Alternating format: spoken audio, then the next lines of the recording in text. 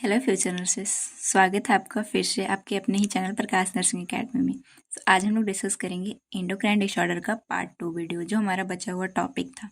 Review of anatomy physiology हम लोग part 1 में ही डिस्कस कर चुके हैं, जिसमें नर्सिंग असेसमेंट, नर्सिंग से रिलेटेड जो भी बेसिक चीज़ें जो हमारे लिए इंपॉर्टेंट है डिजीज कंडीशन जानते हुए भी, वो हम लोग डिस्कस करके आए हैं। जो लोग चैनल पर नए हैं, मेरा जनरल रिकमेंडेशन है for your better understanding, link description box में इस वीडियो के डाल दूंगी, आप उसे ज़रूर देख लीजिएगा। वहाँ पे हम लोग नॉर्मल रिव्यू कर लिए थे सारा चीज़ का, साथ ही साथ इम्पॉर्टेंट है थायराइड ग्लैंड, पैराथायराइड, जैसे कि उसमें नर्सिंग केयर प्लान से रिलेटेड, साथ ही साथ जो हाइपर थायरोडिज्म है, हाइपर पैराथायरोडिज्म है, अक्सर क्वेश्चन पूछा जाता है कैसे लिखना है, वो सब कवर है, तो आप देख सकते हो।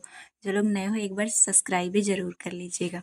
तो चलिए स्टार्ट करते हैं। आज का हमारा टॉपिक क्या रहेगा, हम लोग पढ़ लिए हैं थायराइड एंड पैराथायराइड का।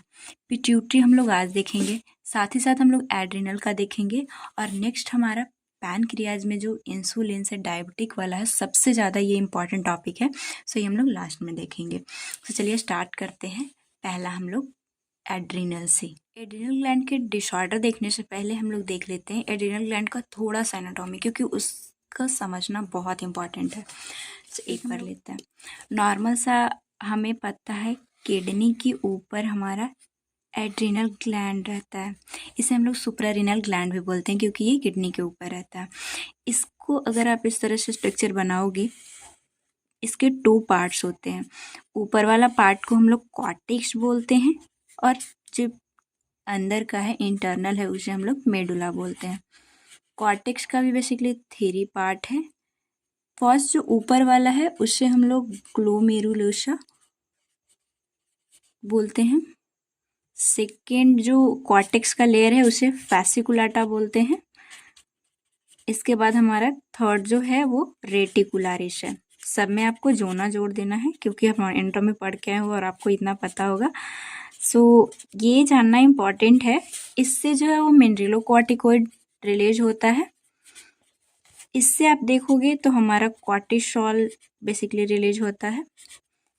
ये स्ट्रेस में इसे ग्लूकोकॉर्टिकॉइड भी बोलते हैं, क्योंकि ये ग्लूकोनियोजेनेसिस को इन्हांस करता है।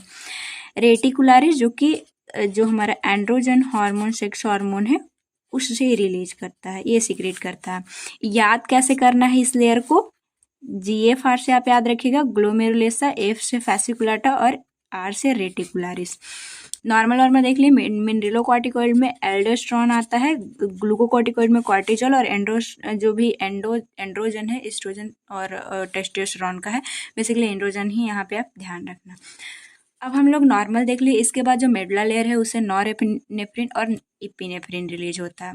ये इंपॉर्टेंट है, हम लोग नॉर्मल रिव्यू कर लिए। जब भी क्वेश्चन आए तो एक बार आप रफ डायग्राम जरूर बना लीजिएगा, क्योंकि इंपॉर्टेंट होता है और उससे एग्जामिनर पे एक अच्छा इम्पैक्ट पड़ता है।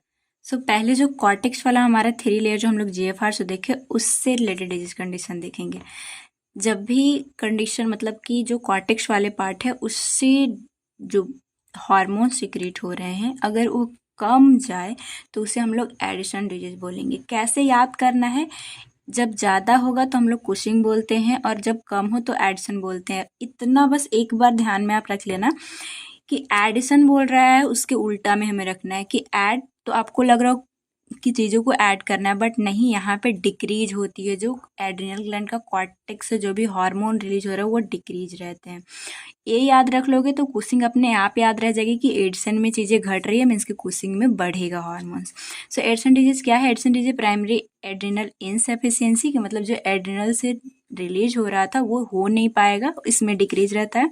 It is cause by bilateral destruction of adrenal cortex. जो हम लोग कॉर्टेक्स पढ़ के आए, दोनों तरफ, दोनों किडनी की तरफ रहता है, तो वो उसकी डिस्ट्रक्शन होने से बाइलेटरली दोनों तरफ, which result in a reduction in adrenocorticoid hormone, जैसे कि जो कॉर्टिसोल है, एल्डोस्टेरॉन है और एंड्रोजन, ये तीनों जो है इसमें इनसफिशियंसी कम हो जाते हैं। कॉर्टेक्स वाले पार्ट से रिलीज होते हैं, इसलिए एड्रिनोकॉर्टिकोइड यहाँ पे हार्मोन बोला जा रहा है। कितने टाइप के होते हैं एडिशन डिजीज, इंपॉर्टेंट है, एग्जाम में आता है। ये टर्म ही आप देख रहे हो कि थोड़ा अजीब है और यूनिक है, तो ये क्वेश्चन पूछ देता है।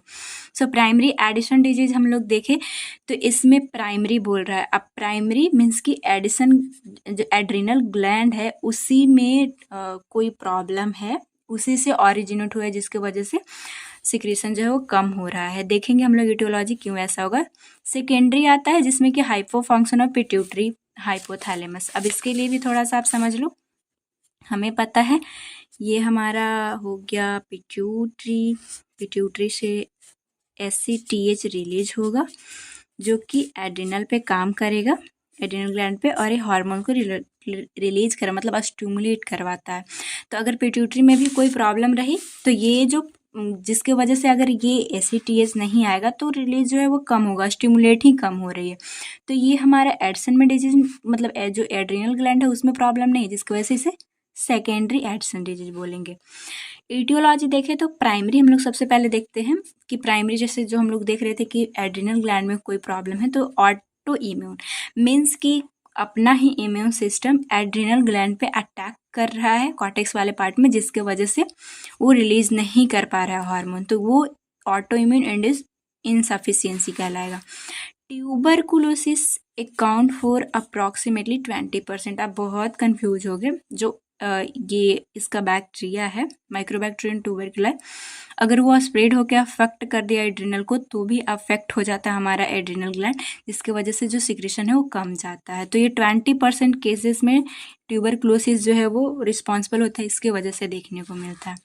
अगर बायलेटरल एड्रिनलेक्टॉमी की एड्रिनल ग्लैंड को ही हटा दिया गया, ट्यूमर हो रखी थी, कैंसर हो रखा था, तो अब कोई जो रिलीज करता था वो है ही नहीं, तो अब कहाँ से रिलीज हो पाएगा।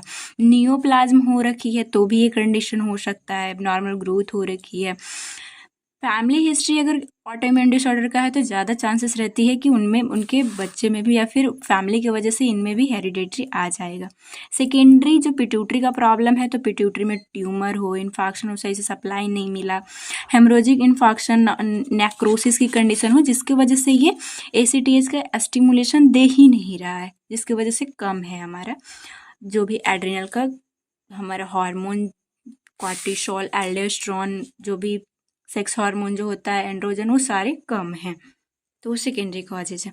इसके बाद हम लोग देख लेते हैं पैथोफिजियोलॉजी। तो पैथोफिजियोलॉजी में सबसे पहले कोई भी इटियोलॉजिकल जैसे कि ऑटोइम्यून चाहे जो भी देखो आप, inhibition of corticotropin releasing hormone हमें देखना है। बेसिकली यहाँ पे पिट्यूटरी आप देखो मास्टर ग्लैंड इसे बोला जाता है, इससे भी ऊपर हमारा कौन होता है, हाइपोथैलेमस। हाइपोथैलेमस सबसे पहले इसको हम लोग प्रिंसिपल देखे थे पार्ट 1 में ही, इसीलिए मैं बोली हूँ जो लोग नए हो एक बार पार्ट 1 आप जरूर देख लीजिएगा। तो हम लोग वहाँ पे जो लोग देख के आए याद कीजिएगा, यहाँ से पहले रिलीज होगा तब जाके ये पिट्यूटरी पे काम करता है तो ये रिलीज करवाएगा।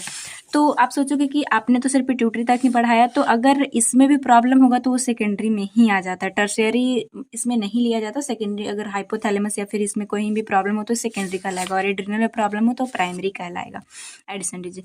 सो क्या है कि ये जो है हमारा हाइपोथैलेमस CRH जो कि कॉर्टिकोट्रोपिन रिलीजिंग हार्मोन है वो रिलीज करता है।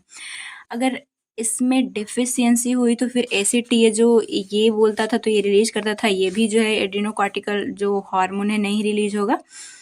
सेलुलर एट्रोपी में occur all the medullary involvement also occur, मतलब कि चाहे यहाँ प्रॉब्लम हो, यहाँ प्रॉब्लम हो, या फिर यहाँ प्रॉब्लम हो, ट्यूमर हो रखी हो, तो चाहे प्रॉब्लम कहीं भी हो रखा हो, अल्टीमेटली ये लीड क्या कर रहा है, जिसकी वजह से कॉर्टिसोल जो है वो डिक्रीज, एंड्रोजन जो है वो डिक्रीज है, साथ ही साथ एल्डोस्टेरोन की भी अमाउंट जो है वो कम है।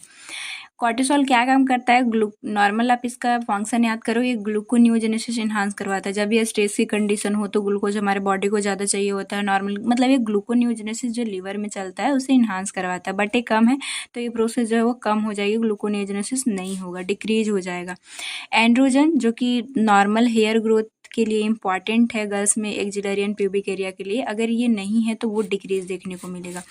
एल्डोस्टेरोन अगर कम रहा है जिसके वजह से जो रीनल सोडियम लॉस है वो ज़्यादा होगा, क्योंकि ये रिटेन करता है वाटर को, सोडियम को, तो ये इंक्रीज होगा, जिसकी वजह से रीनल रीऑब्जर्वेशन जो इन लोगों का होना चाहिए था वो नहीं हो पाएगा, वो डिक्रीज हो जाएगा।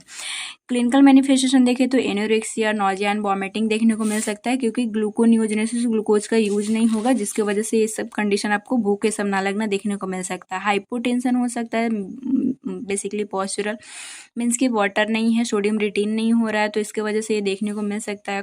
कॉर्टिसोल भी कहीं ना कहीं वेसल्स को कॉन्स्ट्रिक्ट करने के लिए इंपॉर्टेंट होते हैं, बट ये भी नहीं है, तो हाइपोटेंशन या नॉर्मल देखने को आपको मिलेगा। हाइपोनेट्रीमिया देखने को मिल सकता है क्योंकि सोडियम जो है वो रीअब्जॉर्प्शन नहीं हो पा रहा है, ज़्यादा ही लॉस हो जा रहा है।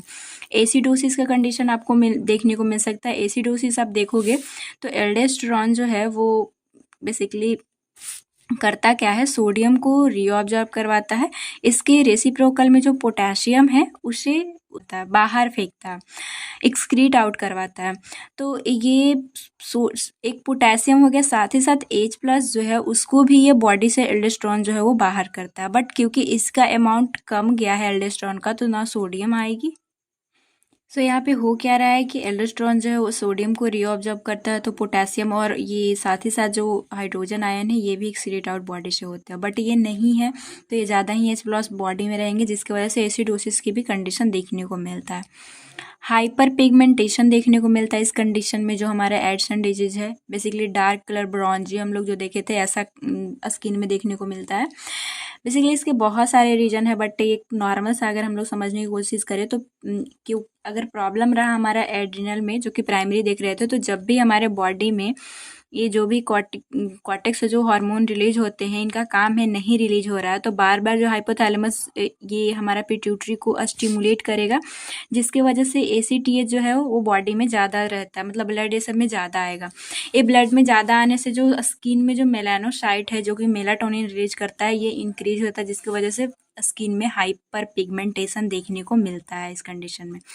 नेक्स्ट हम लोग एक देखते हैं एडिशोनिया क्राइसिस, मतलब एडिसन्स का क्राइसिस। देखो इसमें क्या होगा कि पूरे जो हैं वो जो भी हार्मोन्स हैं जो रिलीज होते हैं वो पूरा कम हो जाएगा, क्राइसिस जैसी कंडीशन हो जाएगी, लाइफ थ्रेटनिंग जो है वो एड्रिनल्स इनसफिशियंसी। ऐसा कब होगा आप खुद सोचो, मतलब कि कब ऐसा होता है कि सर्जरी की वजह से जो एड्रिनल ग्लैंड है वो हटा दिया गया है, जब भी ट्रॉमा हुआ, कभी स्ट्रेस बहुत ज़्यादा ऐसी कंडीशन हुई, तो उस कंडीशन में हमें पता है कि कॉर्टिसोल चाहिए होता है, ये नॉर्मल इन लोग का चाहिए, बट ये उस टाइम पे जो है वो क्राइसिस जैसी कंडीशन हो जाती है। सडन हाई फीवर देखने को मिलता है पेशेंट में, severe penetrating pain in abdomen, lower back में सब में देखने को मिलता है, सीवियर वॉमिटिंग होती है, डायरिया होती है, यहाँ तक कि हाइपोटेंशन, शॉक की भी कंडीशन, कॉर्टिसोल नहीं है, वैसोकॉन्स्ट्रिक्शन सब नहीं होगा, तो ये सब एडिशन क्राइसिस में देखने को मिलता है, ये कंडीशन आप ध्यान रखिएगा। इसके बाद हम लोग क्लिनिकल मैनिफेस्टेशन के बाद डायग्नोस्टिक इवोल्यूशन देखते हैं।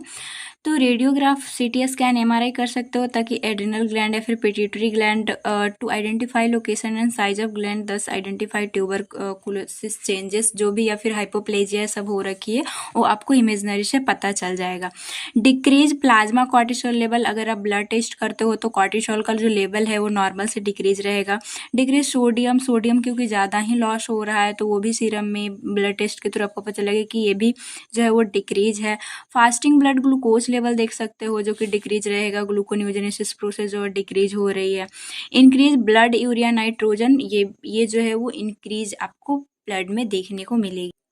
सो ब्लड यूरिया जो नाइट्रोजन है इसके बढ़ने के बहुत सारे कारण हो सकते हैं, उसमें से एक ये भी है कि ग्लूकोज कम है तो हमारे बॉडी में प्रोटीन टूटेगा, जिसकी वजह से वेस्ट ज़्यादा देखने को मिलेगी। मैनेजमेंट देखिए, अब आपको पता चलिए कि हाइट्स एंड डिजीज तो आप मैनेज कैसे करोगे, तो लाइफ लॉन्ग हार्मोन रिप्लेसमेंट, जैसे कि जब सर्जरी के थ्रू हटाया जाता है तो उस टाइम पे लाइफ लॉन्ग देना ही पड़ेगा। फिर आप हाइड्रोकॉर्टिजोन या फिर प्रेडनिसोलोन दोगे, वो ग्लूकोकॉर्टिकोइड की तरह काम करेगा। फ्लूड्रोकॉर्टिसोन दे सकते हो जो कि मिनरलोकॉर्टिकोइड का जो कमी है उसको पूरा करने की कोशिश करेगा।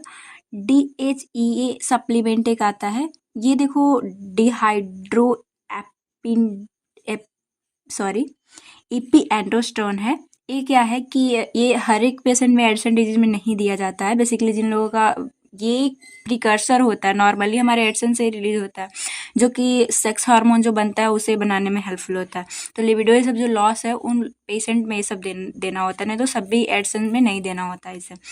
ट्रीट अंडरलाइन कॉजेज, जो भी इन्फेक्शन अगर ट्यूबरकुलोसिस सबका हो रखा है उसे आप ट्रीट करते हो तो मैनेज अपने आप हो जाएगी। Adjust to dose during surgery और एनी स्ट्रेस ऑन बॉडी, जब भी स्ट्रेस की कंडीशन आएगी, क्राइसिस की कंडीशन में ना जाए पेशेंट, इसके लिए आपको हाई डोज उस टाइम पे देना होगा।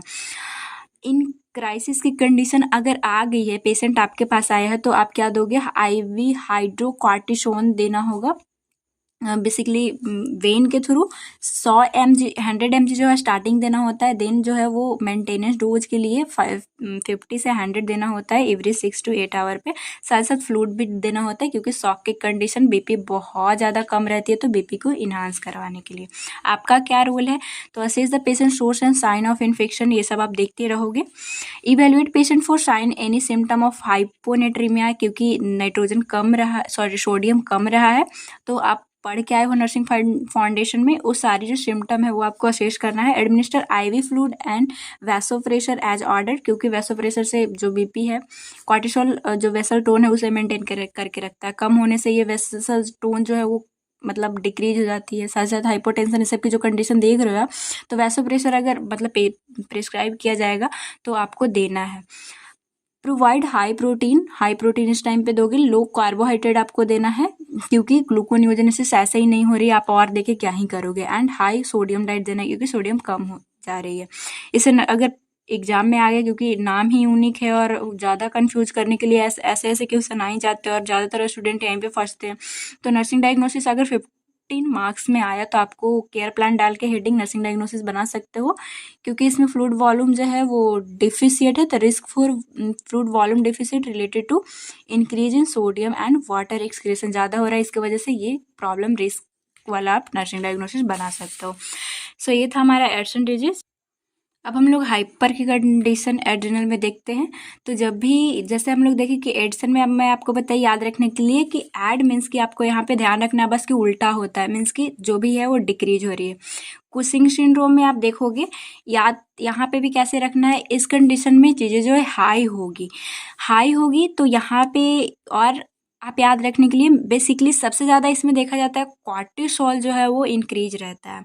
तो ये कॉर्टिसोल से कुशिंग सिंड्रोम आपको याद रह जाएगा। इस कंडीशन को हम लोग हाइपर कॉर्टिसोलिज्म भी बोलते हैं। सो कुशिंग सिंड्रोम क्या है? Cushing syndrome is cause by excessive cortisol level in body, हमारे बॉडी में कॉर्टिसोल लेवल का बहुत ज़्यादा हो जाना, यही हमारा कुशिंग सिंड्रोम। कॉर्टिसोल जो कि एक स्ट्रेस हार्मोन है, उस टाइम पे रिलीज होता है, ग्लूकोनियोजेनेसिस सब करवाता है, हमारे बॉडी को फाइट फ्लाइट जो रिस्पॉन्स जो कर रहा है उसमें मतलब एनर्जी देने का ये काम करता है।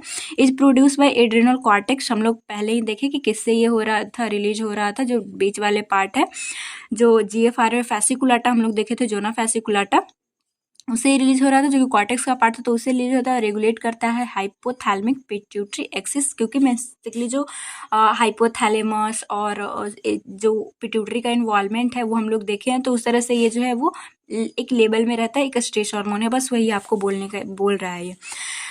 इटियोलॉजी अगर देखें कि क्या कारण है कि कुशिंग सिंड्रोम हो सकता है, तो अगर पिट्यूटरी ट्यूमर हो जिसके वजह से ACTH ज़्यादा आ रहा है, तो ACTH हम लोग देखें हाइपोथैलेमस से यहाँ पे हमारा पिट्यूटरी है, ये स्टिमुलेट किया इसके हार्मोन, तो फिर यहाँ से ACTH ज़्यादा रिलीज हुए। अब ACTH ज़्यादा आएंगे, यहाँ पे एड्रिनल जो है वो कॉर्टिसोल ज़्यादा रिलीज करता है, तो ये पिट्यूटरी ट्यूमर की वजह से कॉमन है। ACTH अगर ज़्यादा रहा, स्टिमुलेशन ज़्यादा मिल रहा है, जिसकी वजह से एड्रिनल जो है वो कॉर्टिसोल को ज़्यादा रिलीज कर रहा है।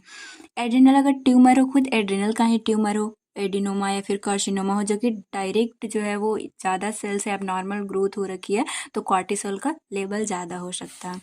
इक्टोपिक ACTH, अब ये क्या है? प्रोड्यूसिंग ट्यूमर, जैसे कि लंग कार्सिनोमा जो है, लंग का जब आप पढ़ोगे नॉर्मल मतलब ऐसा होता है लंग कैंसर में कि एक्टोपिक का मतलब सबसे पहले आप क्या समझते हो? एक्टोपिक प्रेगनेंसी आपको कॉमन जाओ देख सुने हो कि जहाँ पे फिटस को मतलब ये होना चाहिए था, एम्ब्रियो को जहाँ पे ये अटैच होकर ग्रो होना चाहिए था, वो दूसरी जगह पे है। तो उसी तरह से ACTH नॉर्मली पिट्यूटरी से रिलीज होना चाहिए, बट लंग कैंसर में ये जो है वो रिलीज करता है, जिसके वजह से ज़्यादा जो है वो ACTH जाके पिट्यूटरी को बोलता है कि ज़्यादा ACTH रिलीज करो, जिसकी वजह से जो एड्रिनल हो ज़्यादा कॉर्टिसोल रिलीज कर रहा है। ये टर्म फिर से आपको आएगा और वहाँ पे फिर से पढ़ना। नेक्स्ट हम लोग देखते हैं excessive intake of corticosteroid medication like prednisone या फिर प्रेडनिसोलोन जो है वो, जैसे कि जो ये एड्स एंड डिजीज है उस कंडीशन में आप इसको बहुत ज़्यादा दे दिए तो अगर मॉनिटर ना किया जाए तो ये लीड कर सकता है। फैमिलियल कुशिंग सिंड्रोम हो तो फिर ये तो ज़्यादा चांसेस हो जाती है, रिस्क में रहता है बंदा कि इनमें ज़्यादा देखने को मिलती है। अगर पैथोफिजियोलॉजी देखें तो एक्सेसिव ACTH सिक्रीशन हो रहा है या फिर कॉर्टिकोस्टेरॉइड जो भी आपने ज़्यादा इंटेक कर लिया, जिसकी वजह से कॉर्टिसोल लेवल जो है हमारे ब्लड में नॉर्मल से ज़्यादा देखने को मिलता है। जब भी ये ज़्यादा होगा तो इसका क्या काम है, ग्लूकोनियोजेनेसिस लीवर में ये जब कम था तो डिक्रीज हो रहा था, ज़्यादा होगा तो आप खुद सोचो ये ज़्यादा कराएगा, जिसकी वजह से ग्लूकोज हमारे ब्लड में ज़्यादा रहेगा, हाइपरग्लाइसीमिया की कंडीशन देखने को मिलेगी। प्रोटीन कैटाबोलिज्म ज़्यादा इस ये करवाता है, साथ ही साथ फैट जो है वो जब भी ये कॉर्टिसोल ज़्यादा होगा तो ये हमारे बॉडी में ग्लूकोज ज़्यादा बना रहा है, प्रोटीन का कैटाबोलिज्म ज़्यादा होने लगती है, फैट जो है वो एक जगह से दूसरी जगह रिडिस्ट्रीब्यूट, ज़्यादातर एक्सट्रीमिटी से जो है वो सेंट्रल एरिया में वो फैट को ले जाने का काम करता है, जिसकी वजह से फैट डिपोजिशन सेंट्रल एरिया में, जिस मसल वेस्टिंग, प्रोटीन ज़्यादा ब्रेक डाउन हो रही है तो इधर एक्सट्रीमिटी का जो है वो आपको मसल वेस्टिंग देखने को मिलेगा, पतली उनका हाथ पैर देखने को मिलता है। सेंट्रल में ये फैट का डिस्ट्रीब्यूशन कर रहा है, सारे जाके वहाँ पे ही जो है वो डिपॉजिट कर रहा है, जिसकी वजह से बफेलो हम्प इसका मेन है, जो हमारा कुशिंग सिंड्रोम है। हाइपर टेंशन देखने को मिलती है, साथ ही साथ जो है वो कॉर्टिसोल इम्यूनिटी को सप्रेस करती है, तो इम्यूनिटी सप्रेशन, इन्फेक्शन, ये सब देखने को आपको मिलता है। नेक्स्ट हम लोग देखते हैं कुछ क्लिनिकल मैनिफेस्टेशन। तो क्लिनिकल मैनिफेस्टेशन कुशिंग से ही आप याद रख लोगे। पहले नॉर्मल हम लोग देख लेते हैं। तो जिनमें कुशिंग सिंड्रोम है, सिंड्रोम का मतलब ही है बहुत सारे साइन सिम्टम को दिखना। सो जनरल अपीयरेंस अगर देखें तो मून फेस देखने को मिलता है, बफेलो हम्प देखने को मिलता है, सेंट्रल ओबेसिटी देखने को मिलता है। क्यों देखने को मिलता है? क्योंकि कॉर्टिसोल जो है वो जो भी एक्सट्रीमिटी वाले एरिया से जो फैट है वो सेंट्रल वहाँ पे फैट का ज़्यादा डिपोजिशन करता है। नेक एंड ट्रंक हो गया, जो बफेलो हम्प की कंडीशन है वो सब इसके वजह से देखने को मिलती है। एक्सट्रीमिटी देखें तो थीन रहेगा एंड लार्ज लेग जो है वो थीन, मसल वीकनेस, फटिग। क्यों? क्योंकि कॉर्टिसोल जो है वो प्रोटीन कैटाबॉलिज्म ज़्यादा करवा देता है, जिसकी वजह से मसल वेस्टिंग, मसल जो है वो ज़्यादा टूट जाते हैं, एकदम से पतला उसका एक्सट्रीमिटी देखने को मिलेगा। आपने कभी न कभी इस तरह के पेशेंट, आपको स्क्रीन पे मैं शो कर दूँ, देखे ही होंगे नॉर्मल लाइफ में भी। थीन एंड फ्रेजाइल स्किन हो जाता है, बेसिकली पर्पल स्टे देखने को मिलता है, स्ट्रैच मार्क्स देखने को मिलेगी एब्डोमेन एरिया में, इजी ब्रूशिंग की कंडीशन। ऐसा क्या होता है, क्यों ऐसा मतलब एब्डोमेन में पर्पल कलर का देखने को मिलता है? तो प्रोटीन ब्रेक डाउन, विक्टिन कोलाजेन जो है वो उसी से वहाँ पे बना है, तो वो जो है वो ज़्यादा ब्रेक डाउन होने की वजह से स्किन जो है वो थीन हो जाते हैं एंड टीयर हो जाते हैं स्मॉल ब्लड वेसल्स, जिसकी वजह से वो कंडीशन देखने को आपको मिलती है। नेक्स्ट अगर देखें तो बोन में क्या प्रॉब्लम देखने को मिलेगी? ऑस्टियोपोरोसिस होगा, बोन पेन होगा, फ्रैक्चर होगा, क्योंकि कॉर्टिसोल जो है inhibit bone formation and increase calcium loss from bone. इसका काम रहता है, मतलब ये जब भी ज़्यादा अगर हो गया हमारे बॉडी में तो बोन का जो है वो फॉर्मेशन को इनहिबिट करवा देता है, जिसकी वजह से ऑस्टियो ज़्यादा ही बोन टूटने लगेंगे। मेटाबॉलिक अगर देखें तो हाइपरग्लाइसेमिया, क्योंकि ग्लूकोज ज़्यादा टूट रहे हैं। Cortisol enhance gluconeogenesis and decrease insulin sensitivity. अब इस कंडीशन में क्या होती है कि अगर ग्लूकोज ज़्यादा बन रहा है तो हमारे जो सेल्स, आज ही हम लोग डायबिटिक मेलाइटिस पढ़ेंगे, जो वो ज़्यादा जाना चाहिए मतलब रिसेप्टर में, बट इस कंडीशन में क्या होता है कि सेंसिटिविटी जो जाना चाहिए, इंसुलिन आएगा और ग्लूकोज को सेल्स में जो भेजेगा वो डिक्रीज हो जाती है। हाइपरटेंशन देखने को मिलता है, सोडियम एंड वाटर रिटेंशन की कंडीशन, एडिमा, ये सब देखने को मिल सकता है। नॉर्मली अगर आप डीप जाते हो ना तो आपको ये कुशिंग सिंड्रोम में साफ पढ़ने को मिलेगा कि यहाँ पे एल्डोस्टेरोन ज़्यादा नहीं हो रहा है, बट आप के दिमाग में फिर एक क्वेश्चन तो आना ही चाहिए कि तो फिर सोडियम एंड वाटर का रिटेन कौन कर रहा है? तो इसका अगर आप डीप पढ़ते हो बुक सब में या फिर अलग इंटरनेट सब पे, वेबसाइट सब पे, तो वहाँ देखने को मिलता है कि जो ये जो हमारा मिनरेलोकॉर्टिकोइड है, रिसेप्टर है, जो कि जो एल्डोस्टेरोन से बेसिकली ये कंडीशन मतलब आएगा और ऐसा कंडीशन होना चाहिए एल्डोस्टेरोन, बट यहाँ पे कॉर्टिसोल से ही ये जो है वो रिसेप्टर वो दोनों को एक ही समझ लेता है। एक बार आप चाहो तो कहीं पे भी सर्च करके देखना तो और अच्छे से आपको ये कॉन्सेप्ट समझ में आना चाहिए। बट ये कॉन्सेप्ट आप ध्यान रखना कि इसमें एल्डोस्टेरोन लेवल नॉर्मल होता है, नॉर्मल से भी कम होता है, बट ज़्यादा नहीं होता कुशिंग सिंड्रोम में। इसमें कॉर्टिसोल जो ब्लड में ज़्यादा रहते हैं। नेक्स्ट आता है frequent infection, delay wound healing देखने को मिलेगा। वाई? क्योंकि कॉर्टिसोल जो है इम्यून सप्रेस करता है, हम लोग पैथोफिजियोलॉजी में देखे थे। हिर्सुटिज्म, एक्सेस हेयर ग्रोथ जो फीमेल में होता है वो उस कंडीशन को हम लोग बोलते हैं। तो कॉर्टिसोल एक्सेस में इंक्रीज एंड्रोजन प्रोडक्शन इसमें हो सकता है इंक्रीज हो, जिसकी वजह से ये फीमेल में आपको देखने को मिलेगा। मेंस्ट्रुअल इरेगुलरिटी देखने को मिलती है, लिबिडो जो है वो लॉस रहती है। एक्सेस कॉर्टिजोल जो है वो जीएनआरए जो हमारा हाइपोथैलेमस से रिलीज होता है उसको जो कि सेक्स हार्मोन, उससे फिर आगे जो एस्ट्रोजन प्रोजेस्टेरोन टेस्टोस्टेरोन हम लोग जीएनआरएच का पढ़ के आप नॉर्मल भी आए होंगे, तो उसी को अफेक्ट किया, सप्रेस किया, जिसकी वजह से सेक्स हार्मोन जो है वो डिक्रीज हो जाता है, जिसकी वजह से ऐसी कंडीशन देखने को मिलती है। देखो कुशिंग का ऐसे ही आप याद रख लोगे, कॉर्टिसोल जो है वो मतलब ज़्यादा प्रोटीन का ब्रेक डाउन कर रहा है, ज़्यादा ग्लूको फैट मतलब डिस्ट्रीब्यूशन कर रहा है, जिसकी वजह से बेफेलो हम मून फेस, तो ये तो आपको नॉर्मल याद रह जाएगी। तो भी हम लोग एक ट्रिक से देख लेते हैं। एग्जाम टाइम में बहुत प्रेशर होता है और कुछ इसी से रिलेटेड देखो ट्रिक, अगर आप नाना दादी और अपने बुक का बना लिया ना, तो फिर मेरे लिए तो वो हो जाता है हेडक कि मतलब पहले ट्रिक को याद करूँ कि इसको याद करूँ। बट ट्रिक आप ऐसा बनाओ, अगर टॉपिक से रिलेटेड आपको ट्रिक मिल जाए तो वो बहुत आसान हो जाता है। देखो कुशिंग सिंड्रोम और कुशिंग से ही ट्रिक है। सी से सेंट्रल ओबेसिटी इसमें होता है, फैट डिस्ट्रीब्यूशन सेंट्रल एरिया में होने की वजह से। अप टू फेस जो कि मून फेस है ये देखने को मिलता है। एज से हमारा स्टेज जो जो हम लोग पर्पल कलर का एब्डोमेन में देखे उसको बोला जा रहा है। एज से हाइपर टेंशन की कंडीशन इसमें देखने को मिल रही है। आई से इंक्रीज जो शुगर है वो हम लोग देख रहे हैं। एन से नेक एंड फैट जो फैलो नेक है वो हमें देखने को मिल रहा है। और जी से ग्लूकोज जो है वो इंटॉलरेंस इसमें देखने को मिलता है। ग्लूकोज ज़्यादा बॉडी में है तो वो आप जी से याद रख लेना। सो होपफुली ये कॉन्सेप्ट आपका क्लियर हुआ होगा। अब हम लोग चलते हैं मेडिकल मैनेजमेंट से पहले हम लोग डायग्नोस्टिक देखते हैं।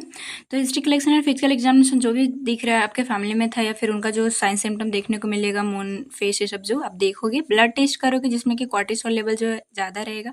एसीटीएच अगर पिट्यूटरी में प्रॉब्लम है तो वो ज़्यादा देखने को मिल सकती है।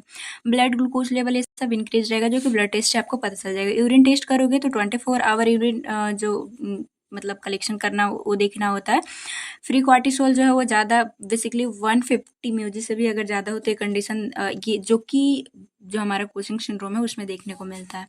इमेजिन टीच अगर देखो तो सिटी एमआरआई कर सकते हो, ताकि पिट्यूटरी या फिर एड्रिनल ग्लैंड की क्या कंडीशन है, क्या हो रखा है, ट्यूमर हो रखा है, क्या है, वो आपको देखने को मिल जाएगा। मैनेज कैसे करोगे, तो नॉन फार्माकोलॉजिकल सबसे पहले इंटरवेंशन हमें देखना होता है। तो diet weight decrease calorie and carbohydrate, क्योंकि ये बहुत ऐसे ही ये ज़्यादा है बॉडी में। लो अमाउंट ऑफ सोडियम आपको देना होगा, सोडियम इसमें रिटेन हो रही है। एंड हाई अमाउंट ऑफ आपको पोटेशियम देना होगा, क्योंकि इन लोगों का रेसिप्रोकल रिश्ता है ना, तो ये हमारे बॉडी में कम हो जाता है। अभी इसका भी कम होना सही नहीं है, नॉर्मल लेवल में होम्योस्टेसिस इसका रहना चाहिए। तो ये सब आपको नॉन फार्माकोलॉजिकल से रिलेटेड ध्यान रखना होगा। अगर फार्माकोलॉजिकल इंटरवेंशन देखें तो ड्रग जैसे कि मिटोटेन और एमिनो ग्लूटेथेमाइड थीमाइड आप देख लेना। बेसिकली जब फ्लो में इंसान रहता है तो ये ड्रग्स थोड़ा हार्ड होते हैं टर्म इसके, तो होता है फ्लो में। To block steroid synthesis for inoperable tumour, अगर उसकी कंडीशन हो रखी है, ट्यूमर की कंडीशन हो रखी है, ज़्यादा ही स्टेरॉइड जो है वो कॉर्टिसोल जो है वो सीक्रेट हो रहा है, तो उसे ये ब्लॉक करने का काम करता है। देखो ड्रग के लिए मैं हमेशा आपको बताई हूँ कि एग्ज़ाम के पहले तो आपको पढ़ना ही पड़ेगा, और ये चीज़ें याद करने वाली है, तो ये आप हाईलाइट करके नॉर्मल से आप रख लेना, और उस एग्ज़ाम टाइम ही याद करना है। क्योंकि आप अभी समझ सकते हो, याद रखोगे भी तो भी उस टाइम पे याद करना ही पड़ेगा, क्योंकि ऐसे याद ड्रग्स नहीं हो पाती है। नेक्स्ट हम लोग सर्जिकल मैनेजमेंट देखते हैं। तो सर्जिकल मैनेजमेंट में आपको एड्रेनलेक्टॉमी करना होगा। अगर ट्यूमर हो रखी है तो फिर इसे ही हटाना होगा। अगर आप एड्रिनल ग्लैंड को हटा देते हो तो लाइफ लॉन्ग जो है वो हाइड्रोकॉर्टिसोन रिप्लेसमेंट करना होगा। Indicated for all adrenal form for Cushing syndrome, कि मतलब अगर ऐसी कंडीशन था तो फिर अगर इसे हटा दे तो जो भी जितने भी रिलीज होते हैं वो आपको लाइफ टाइम देना होगा। नेक्स्ट हम लोग देखते हैं नर्सिंग मैनेजमेंट क्या करोगे आप। तसेस पेशेंट लेबोरेटरी जो भी स्टडी ब्लड ये सब का है, वो हाइपोकैलेमिया ये सब की कंडीशन, हाइपरनेट्रीमिया जो हो रखा है, इस सब दोनों का रेसिप्रोकल जो रिलेशनशिप है, तो वो आप देख सकते हो। वाइटल साइन मॉनिटर करते रहना है, क्योंकि बीपी हम लोग देख रहे हैं इंक्रीज हो रहा है। प्रोवाइड एम्बुलेटरी असिस्टेंट अगर नीड है तो, क्योंकि वो थीन हो रखा है तो। Increase patient for range of motion exercise भी आपको करने के लिए बोलना है, आपको करवाना है अगर पेशेंट की कंडीशन ठीक नहीं है तो। और भी जो भी ड्रग ये सब एडमिनिस्टर का है, एजुकेशन का है, कॉमन पॉइंट आप लिख सकते हो, कोई दिक्कत नहीं है। कैसे कितने मार्क्स में पूछा बेसिकली वो मैटर करता है। ये एग्जाम में क्वेश्चन आता है, जैसा कि मैं दोनों बताई, एडिशन और कोचिंग से रिलेटेड आता है। तो देखो नर्सिंग केयर प्लान हम लोग देखते हैं। तो हमेशा प्रॉब्लम किस में आती है स्टूडेंट को, नर्सिंग डायग्नोसिस बनाने में और इंटरवेंशन लिखने में। बाकी जो आप चार्ट फॉर्म जो कि पार्ट 1 में ही बताइए, अलग भी वीडियो आएगा, तो उसमें हम लोग देखेंगे ही इंटरवेंशन लिखना, और ये ही प्रॉब्लम होता है। तो ये आपको नोट्स में मिल जाएगा। वैसे हम एक को डिफाइन कर देते, मतलब यहाँ बता देते हैं, वैसे आप लोग जानते भी हैं। नर्सिंग डायग्नोसिस यहाँ पे क्या बनेगा, फ्लूइड वॉल्यूम एक्सेस होना related to sodium and H2O, जो इस कंडीशन में जो रिटेन की कंडीशन है। तो ये यहाँ पे देखो, मिनरलोकॉर्टिकॉइड जो रिसेप्टर मैं बोलती कि इसमें ऐसा नहीं है कि मिनरलोकॉर्टिकॉइड या फिर बेसिकली एल्डोस्टेरोन इसमें या तो नॉर्मल रहता है, डिक्रीज रहता है, बट एक कॉर्टिसोल रिसेप्टर जो है वो कॉर्टिसोल से ही ये कंडीशन देखने को मिलती है। वो नहीं, मतलब ये रिसेप्टर जो है वो एल्डोस्टेरोन और कॉर्टिसोल में भेद नहीं कर पाता है, डिफ्रेंशिएट नहीं कर पाता है। ऐसा आप याद रहे तो रख लेना। इंटरवेंशन क्या करोगे अब इस कंडीशन में ऐसा है तो, वाइटल साइन को हमें देखते रहना है। क्यों देखते रहना है, रेशनल में आप क्या लिखोगे ताकि हमें बेसलाइन डेटा मिल सके। बॉडी वेट आपको देखते रहना है। एडिमा सबकी कंडीशन थी, ब्लड मतलब फ्लूइड वॉल्यूम ज़्यादा है तो ये रिलेटेड है तो देखना होगा आपको। और हम लोग क्या कर सकते हैं, इनटेक आउटपुट चार्ट इसमें बनाएंगे। सोडियम ज़्यादा है, मतलब वाटर ज़्यादा रिटेन हो रही है तो एडमिनिस्टर जो भी लास्ट में हमें जो भी प्रिस्क्राइब मेडिसिन है वो देना होता है। सेकंड, आप इस तरह से देख सकते हो, जो भी कंडीशन था उसी से हमारा नर्सिंग डायग्नोसिस बना, ये आपको नोट्स में मिल जाएगा। अच्छा, नोट्स बहुत लोगों को कि नोट्स मिलेगा कहाँ, तो जो लोग नए हैं, ऐसे बहुत पहले से जो सेकेंड सेम से हैं या फिर फर्स्ट सेम से, उनको तो पता ही होगा, बट आप नए हो तो बताना चाहूँगी। नोट्स आपको व्हाट्सएप चैनल पे मिल जाएगा। नोट्स की अगर मैं फीचर की बात करूँ तो आईएनसी के जितने भी टॉपिक है, अभी आप किसी भी यूनिवर्सिटी से हो, यूनिवर्सिटी एग्ज़ाम पास करने तक के लिए आप इम्पॉर्टेंट है कि आप अपना सिलेबस कंप्लीट रखो।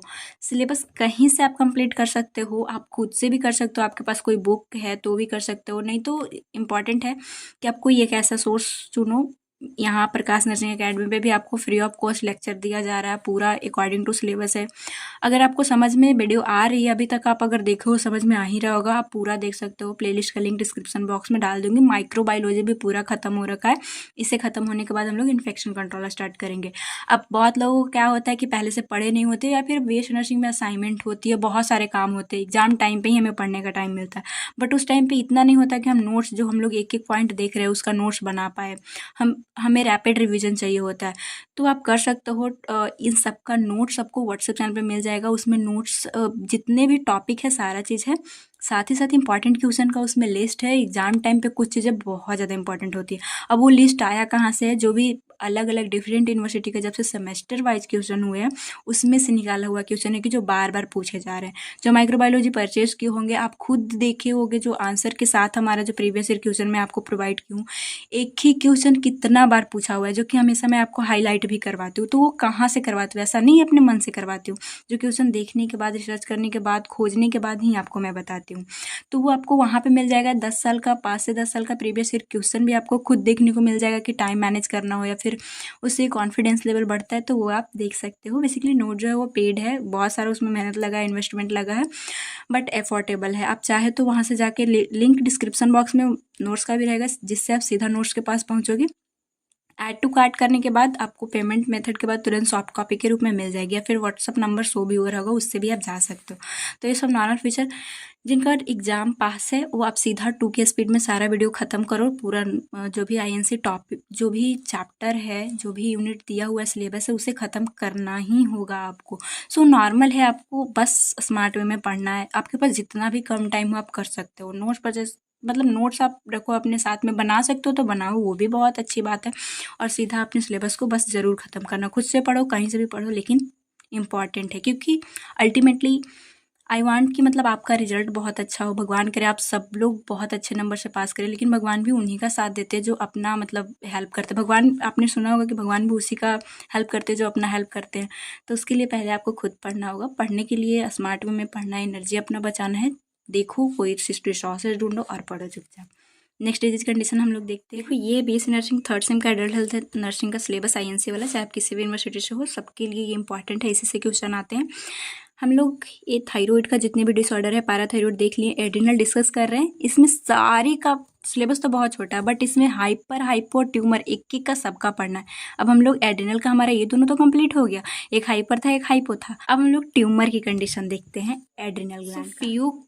क्रोमोसाइटोमा, ये टर्म ही ध्यान रखना इंपॉर्टेंट है कि ये एड्रिनल जो मेडुला वाले पार्ट है उसमें कैंसरस होने की, मतलब कैंसर होने की कंडीशन है। अब उसके लिए थोड़ा सा आपको मेडुला वाला पार्ट भी देखना होगा, पढ़ना होगा। तो चलिए थोड़ा सा हम लोग ओवरव्यू देख लेते हैं। टाइम हमारा बचा इसलिए आप यहाँ पे भी ओवरव्यू यहाँ पे ही ओवरव्यू कर लो। यहाँ पे आप देख रहे हो नॉर्मल तो हम जो 3 लेयर था कॉर्टेक्स वाले हम लोग देख लिए। ये जो हमारा मेडुला वाले पार्ट है वो जो किस सेल से बना होता है, क्रोमैफिन सेल से। अब इसमें अगर नॉर्मल ग्रोथ हो रही है तो वो फियोसाइटोक्रोमा बोला जाएगा। इसको होने से क्या होता है, एपिनेफ्रिन, हमें पता है मेडुला वाला पार्ट क्या रिलीज करता है, कौन सा हार्मोन जो है इससे रिलीज होता है, एपिनेफ्रिन और नॉरएपिनेफ्रिन, जो कि सिंपैथेटिक हार्मोन्स की तरह काम करता है।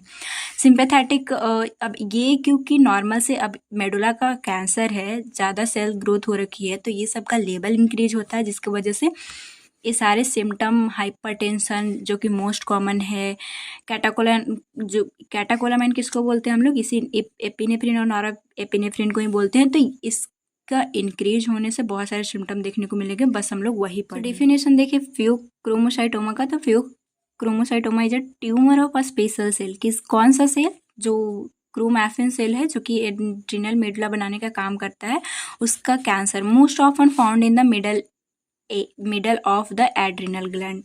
जो मिडल पार्ट है, जो मिडल वाला पार्ट है, उसमें ये देखने को मिलता है। नेक्स्ट हम लोग देखते हैं कि इटियोलॉजी इसका क्या है, कब ऐसा हो सकता है। इटियोलॉजी में यूजुअली इसका जो कॉज है वो अननोन है। ज़्यादातर कैंसर की कंडीशन हमें पता है, अभी तक नहीं चल पाई है। हालांकि इसका रिसर्च सब चल रहा है, बट चलेगा तब तक देखा जाएगा। सो अननोन है, बट फिर भी माइनॉरिटी जैसे कि 10 से 20% में ये देखा गया है कि फियोक्रोमोसाइटोमा जो है arise because person has inherited susceptibility to them. अगर पहले पेरेंट्स में है तो उनमें 10 से 20% चांसेस होती है, वो ऐसे ही पेशेंट ज़्यादा आते हैं। कुछ मतलब 80% आते हैं, उनका पता ही नहीं चलता कि कैंसर हुई क्यों। नेक्स्ट पैथोफिजियोलॉजी अगर देखें तो एड्रिनल मेडुला का ये ट्यूमर है, जिसकी वजह से अगर ट्यूमर हो रखी है, एक्सेस ग्रोथ हो रखा है, तो इसमें क्या होगा कि जो कैटेकोलामाइन है वो इंक्रीज रहेगी। कैटेकोलामाइन किसको हम लोग बोल रहे हैं, एपिनेफ्रिन, जो नॉर एपिनेफ्रिन जो कि मेडुला से रिलीज होता है, ये इंक्रीज रहेगा। अब ये इंक्रीज रहेगा तो इससे रिलेटेड सारे सिम्टम देखने को मिलेंगे। वैसो कॉन्स्ट्रिक्शन होगा, क्योंकि एपिनेफ्रिन जो है वो वेसल्स को कॉन्स्ट्रिक्ट करवाते हैं, तो ज़्यादा हो तो बहुत ही ज़्यादा कॉन्स्ट्रिक्ट हो जाएगा, जिसकी वजह से बीपी जो है वो बहुत ज़्यादा इंक्रीज देखने को मिलता है। ये कॉमन साइन है कि इसमें हाइपरटेंशन देखने को मिलता है। नेक्स्ट आता है टैकीकार्डिया, जो कि पाल्पिटेशन की कंडीशन है, हार्ट रेट इंक्रीज करवाता है। सिंपैथेटिक ये हार्मोन्स है, तो सिंपैथेटिक एक्टिविटी में हमें पता है हार्ट रेट इंक्रीज होता है तो पाल्पिटेशन होगा। इंक्रीज ग्लूकोज जो है वो सिंपैथेटिक में हमें पता है फाइट फ्लाइट की कंडीशन होती है, तो उसमें ग्लूकोज चाहिए होता है, तो ये सिंपैथेटिक एक्टिवेशन है, ग्लूकोज इसमें ज़्यादा रहेगा। हाइपरग्लाइसेमिया की इसमें भी कंडीशन होती है। मेटाबॉलिज्म जो है इंक्रीज होने की वजह से मेटाबॉलिज्म होकर ग्लूकोज मिल पाएगा, तो स्वेटिंग देखने को मिलती है, नॉर्मल साइन है। इसमें क्लासिकल ट्रायड देखने को मिलता है, हाइपरटेंशन इस सब की कंडीशन है तो हेडक, पाल्पिटेशन और स्वेटिंग देखने को मिलता है, जिसे हम लोग क्लिनिकल ट्रायड, जो कि हमें फियोक्रोमोसाइटोमा जो कि एड्रिनल मेडुला का ट्यूमर की कंडीशन। क्लिनिकल मैनिफेस्टेशन हम लोग देख लिए पैथोफिजियोलॉजी में ही कि हाइपरटेंशन देखने को मिलता है, हेडेक देखने को मिलता है, रैपिड हार्ट रेट रहता है, डायफ्रोसिस, ज़्यादा स्वेटिंग होती है, हमें पता है जब भी सिंपैथेटिक एक्टिवेट होता है देखते हो पसीना आने लगता है, ट्रिमर से सभी कंडीशन, साथ ही साथ नॉजिया एंड वॉमिटिंग देखने को इसमें इस कंडीशन में मिलता है हमें। डायग्नोस्टिक इवोल्यूशन देखें तो मेडिकल हिस्ट्री लोगों की, जैसे हम लोग देखें कि ज़्यादातर 10 से 20% जो है वो हेरिडिटी रहता है, तो आप पूछोगे, फिजिकल एग्जामिनेशन करोगे, ये सब आपको जो रेट इंक्रीज है वो फिजिकल एग्जामिनेशन से पता चलेगा। ब्लड टेस्ट करोगे, elevated plasma level of catecholamine जो एपिनेफ्रिन, नॉन एपिनेफ्रिन है, वो नॉर्मल से ज़्यादा देखने को ब्लड में आपको मिल जाएगा। यूरिन टेस्ट करोगे, इंपॉर्टेंट है, और ये कॉन्सेप्ट आप जब भी स्टेट वेट मारते हो, मैं उसी वीडियो में आपको स्ट्रेटजी बताई थी कि आपके पास एक MCQ का बुक होना चाहिए, तो उसमें आपको देखने को मिलेगा कि इसमें जो विनाइल मैंडेलिक एसिड जो है वो इंक्रीज रहता है। ये 24 आवर यूरिन कलेक्शन और result increase excretion of catecholamine. देखो इसका क्या कॉन्सेप्ट हम लोग अच्छे से समझते हैं। ये जो आपको ये जो नॉर एपिनेफ्रिन है हमारे पास, इसका ज़्यादा होना, अभी ये मेटाबोलाइज लिवर में होता है, क्योंकि ये ज़्यादा बन रहा है, तो इसको जब ये मेटाबोलाइज होता है नॉर एपिनेफ्रिन, तो एक विनाइल मैन और ये मेटानेफ्रिन जो है वो इंक्रीज रहता है, क्योंकि ये नॉर्मल से ज़्यादा मेटाबोलाइज हो रहा है। तो मतलब यही आपको ध्यान रखना है कि क्योंकि ये ज़्यादा ये नॉरएपिनेफ्रिन हमारे ब्लड में, तो मेटाबोलाइज ज़्यादा होने की वजह से ये हमारे यूरिन में ज़्यादा एक्सक्रीट आउट होके मिलते हैं, देखने को मिलते हैं। CT स्कैन एंड MRI कर सकते। जिससे ट्यूमर की कंडीशन पता चल पाएगी। पॉजिट्रॉन इमिशन टोमोग्राफी, ये हमें पहले ही हम लोग पढ़ के आए हैं जीआई में ही अच्छे से। इसमें perform to detect radioactive compound देख के, और इसमें फंक्शन और स्ट्रक्चर दोनों को बेसिकली देख लिया जाता है, इमेज भी देख लिया जाता है, और इसमें जो सबस्टांस दिए जाते हैं, जो ट्यूमर सेल है वो ज़्यादा उसे कंज्यूम करते हैं, वहाँ पे उसका ज़्यादा मेटाबोलाइज होता है। तो ये दोनों फंक्शन और स्ट्रक्चर सेल्स का, कैंसर सेल का, इसमें देखा जाता है। नेक्स्ट हम लोग ट्रीटमेंट की ओर मूव करते हैं। तो सर्जिकल रिमूवल ही ट्यूमर है तो करना पड़ेगा, यही मेन क्यूर है। बिफोर सर्जरी मेडिकेशन जैसे कि alpha adrenergic blocker are given, क्योंकि इसमें हाइपरटेंशन की जो कंडीशन हो रखी है, to block the effect of the hormone and normalise जो ब्लड प्रेशर है उसे ये कम करने का कोशिश, मतलब ये रहेगा। ब्लड प्रेशर जब तक कम नहीं रहेगी तब तक कैसे सर्जरी किया जाएगा। तो इसके लिए सर्जरी से पहले ये देना होगा बेसिकली पेशेंट को। द सर्जरी ऑफ चॉइस जो है, अब जैसे ड्रग ऑफ चॉइस होता है वैसे सर्जरी ऑफ चॉइस भी होता है। लैप्रोस्कोपिक लैप्रोटॉमी किया जाएगा, स्मॉल इंसिजन इसमें लगाया जाता है, हम लोग डाइजेस्टिव में पढ़ के आए हैं। Made in abdomen, the laparoscope inserted to tumour is remove, इसमें स्मॉल इंसिजन रहती है अब भी। और इसमें होता क्या है कि बेसिकली जैसे हम लोग इमेज तो ऐसे नॉर्मल दिखते हैं, लैप्रोस्कोपी के थ्रू आप देख लेना कभी वाईटी पे वीडियो अगर आप अच्छे समझना चाहते हो तो, जिसकी वजह से इंस्ट्रूमेंट डाल के और इमेज जो है वो देखा जाता है, मॉनिटर किया जाता है कंप्यूटर में, बेसिकली वहाँ पे लगा रहेगा जो स्क्रीन लगा रहेगा, और उस सर्जरी परफॉर्म किया जाता है। इनसे ऐसे पूरा कट लगाना पड़ता है, बट इससे आसानी से हो जाती है। स्मॉल इंसिजन रहता है, स्मॉल स्कार रहता है। इफ़ यू क्रोमोसाइटोमा अगर मैलिग्नेंट की कंडीशन है, कैंसर अगर दूसरे सेल्स में ग्रोथ करना स्टार्ट कर दिया, तब आपको रेडिएशन थेरेपी, कीमोथेरेपी भी यूज करना होगा। नहीं तो अगर ट्यूमर की कंडीशन मतलब अगर ग्रोथ नहीं हो रखा है तो सर्जरी से बस उसे निकाल देना। नर्सिंग मैनेजमेंट फियोक्रोमोसाइटोमा भी एक अजीब मतलब स्पेशल टर्म है। देखो, जो ऐसे होता है ना कि प्रेडिक्ट किया जाता है कि क्वेश्चन ये आ सकता है, ये आ सकता है, तो अगर ये सब आप टर्म ही देखोगे ना तो अलग अलग है, और इसमें ज़्यादा चांसेस होती है कि स्टूडेंट जो वो कंफ्यूज हो। तो एग्जामिनर का इन सब क्वेश्चन के लिए थोड़ा सा ज़्यादा ध्यान रखता है, और इसमें रिस्क रहता है, इसलिए आप इसे अच्छे से कॉन्सेप्ट समझ लो, एग्जाम टाइम पे रिवीजन करके आप जरूर जाइएगा। सो नर्सिंग मैनेजमेंट अगर देखें तो वाइटल साइन हमें देखते रहना है, स्पेशली जो ब्लड प्रेशर चेंजेस जो हो रही है, रेस्ट डिक्रीजेस स्ट्रेसफुल स्टिमुलाई, क्योंकि ऐसी कंडीशन रही तो और भी सिंपैथेटिक एक्टिवेट होगा तो और कंडीशन वर्स जा सकती है। यूरिन टेस्ट करोगे जो कि हमें देखने को मिल रहा है मेटाबोलाइज उसका नॉरएपिनेफ्रिन का। Provide high calorie and well balance diet हमको मतलब हमें देना। और इसमें ऑपरेटिव मतलब ऑपरेशन हो रहा है तो जो आप यूनिट 2 में पढ़े हो, इसीलिए आपको पहले चैप्टर में पढ़ाया गया तो उसका आप इस्तेमाल करोगे। प्री ऑपरेटिव का जो भी क्लियर आपने पढ़ा है, पोस्ट ऑपरेटिव का मैं खुद डाली हूँ वीडियो अलग है, वो सब आप लिखोगे। कॉम्प्लिकेशन अगर ठीक ना किया जाए तो मायोकार्डाइटिस हो सकता है हार्ट मसल में, हाइपरटेंसिव रेटिनोपैथी की मतलब ब्लड वेसल्स रैप्चर होंगे, रेटिना के पास वो जो है वो ब्लड वहाँ से लीक आउट होने लगेगा। कंजस्टिव हार्ट फेलियर, हाइपरटेंशन ये सब ज़्यादा रहा तो हो सकता है, ये टर्म हम लोग पढ़ के आए हैं। डेथ भी हो सकता है मायोकार्डियल इन्फेक्शन की, हाइपरटेंशन इतना है या फिर हार्ट रेट इतना कॉन्टैक्ट कर रहा है कि उसे सप्लाई अगर ना मिली तो ये भी कंडीशन है लीड करेगा। क्योंकि एक क्वेश्चन आ सकता है तो नर्सिंग डायग्नोसिस भी मैं आपको दे दूंगी नोट्स में, जो कि decrease cardiac output related to increase vascular जो रेसिस्टेंस है सबका बना सकते हो, risk of infective tissue perfusion related to hypotension, ineffective जो हो रहा है हाइपोटेंशन मतलब ब्लड प्रेशर ज़्यादा होने की वजह से, तो इसका आप बना लेना नर्सिंग डायग्नोसिस, और इससे केयर प्लान रिलेटेड अगर 15 मार्क्स में आए तो आप लिख देना। अब एक टर्म हमारे सिलेबस में तो नहीं है, बट ये सिलेबस तो ऐसा कुछ चीज़ों को भी मेंशन नहीं किया है, तो थोड़ा सा डीप में हमें जानना ज़रूरी है। या फिर आप सीट वेट जैसा मारते हो एग्जाम में, तो यूनिवर्सिटी एग्जाम में इतना दूर तक नहीं जाएगा, जाए या ना जाए हमें देखना है, हमारे नॉलेज से मतलब है। तो देखो कौन सिंड्रोम एक आता है, इसका नाम तो आप सुने होंगे, जब मैं आपको फाउंडेशन में कैल्सिमिया सभी कंडीशन जब इलेक्ट्रोलाइट इम्बैलेंस पढ़ाई थी तो ये बार बार आता था। ये क्या कंडीशन है, एड्रीनल मेडुला का अगर कैंसर ट्यूमर हो रहा है तो वो फियोक्रोमोसाइटोमा है, जो भी हम लोग टर्म देखें। इसके बाद ये अगर इसका हो कॉर्टेक्स का अगर ट्यूमर हो तो उसे हम लोग इसमें जो है वो एल्डोस्टेरोन बेसिकली ज़्यादा रहता है, जैसे हम लोग कुशिंग में देखें कि हमारा कॉर्टिसोल ज़्यादा था, एल्डोस्टेरोन ज़्यादा होना जो कि ट्यूमर एड्रेनल कॉर्टेक्स का होने की कंडीशन में होता है, इसको हम लोग पॉन्स डिजीज बोलते हैं, सॉरी सिंड्रोम बोलते हैं। नॉर्मल फंक्शन जो एल्डोस्टेरोन का है वो सोडियम का मतलब रीअब्जॉर्प्शन करवाना, पोटासियम को ज़्यादा मतलब एक्सक्रीशन करवाता है और एज प्लस का। तो अगर ये कंडीशन रही तो हमें क्लिनिकल फीचर के रूप में, क्योंकि ये सोडियम रीऑब्जर्वेशन ज़्यादा हो रहा है, वाटर रिटेन ज़्यादा हो रहा है, तो हाइपर टेंशन, हाइपोकैलेमिया क्योंकि ज़्यादा ये स्क्रीट आउट हो जाता है, साथ ही साथ एल्कोलोसिस क्योंकि एज प्लस में हमारे बॉडी से ज़्यादा चल जाता है, ये है कौन सिंड्रोम। तो ये भी आप टर्म ध्यान रख लेना। नेक्स्ट हम लोग डिजीज कंडीशन देखते हैं पिट्यूटरी डिसऑर्डर्स, पिट्यूटरी ग्लैंड का डिसऑर्डर, ये हमारा लास्ट रहेगा। इसके बाद डायबिटिक हम लोग देख लेंगे। सो इसे स्टार्ट करने से पहले अभी तक अगर आपका कॉन्सेप्ट क्लियर हो रहा होगा, अगर अच्छा लग रहा होगा, तो एक लाइक ज़रूर कीजिएगा ताकि हमें पता चले कि जो मैं पढ़ा रही हूँ सच में आपको समझ में आ रहा है। अगर टॉपिक के रिलेटेड आपको डाउट हो, आप वहाँ पे टैप करके कमेंट बॉक्स में लिख सकते हो। आप मतलब मैं बहुत खुश होंगी कि हाँ आप इतने अच्छे से पढ़ रहे हो, रिस्पॉन्स भी दे रहे होगे। साथ ही साथ जो लोग चैनल पे नए हैं सब्सक्राइब भी ज़रूर कर लीजिएगा, ऐसे ही वीडियो देखते रहने के लिए, अपने सिलेबस को कंप्लीट करने के लिए। जो भी नर्सिंग से रिलेटेड इन्फॉर्मेशन आता है आपको इस चैनल के थ्रू मैं दे देती हूँ, तो इसके लिए आप सब्सक्राइब करके नोटिफिकेशन बिल को भी ज़रूर ऑन रखिएगा।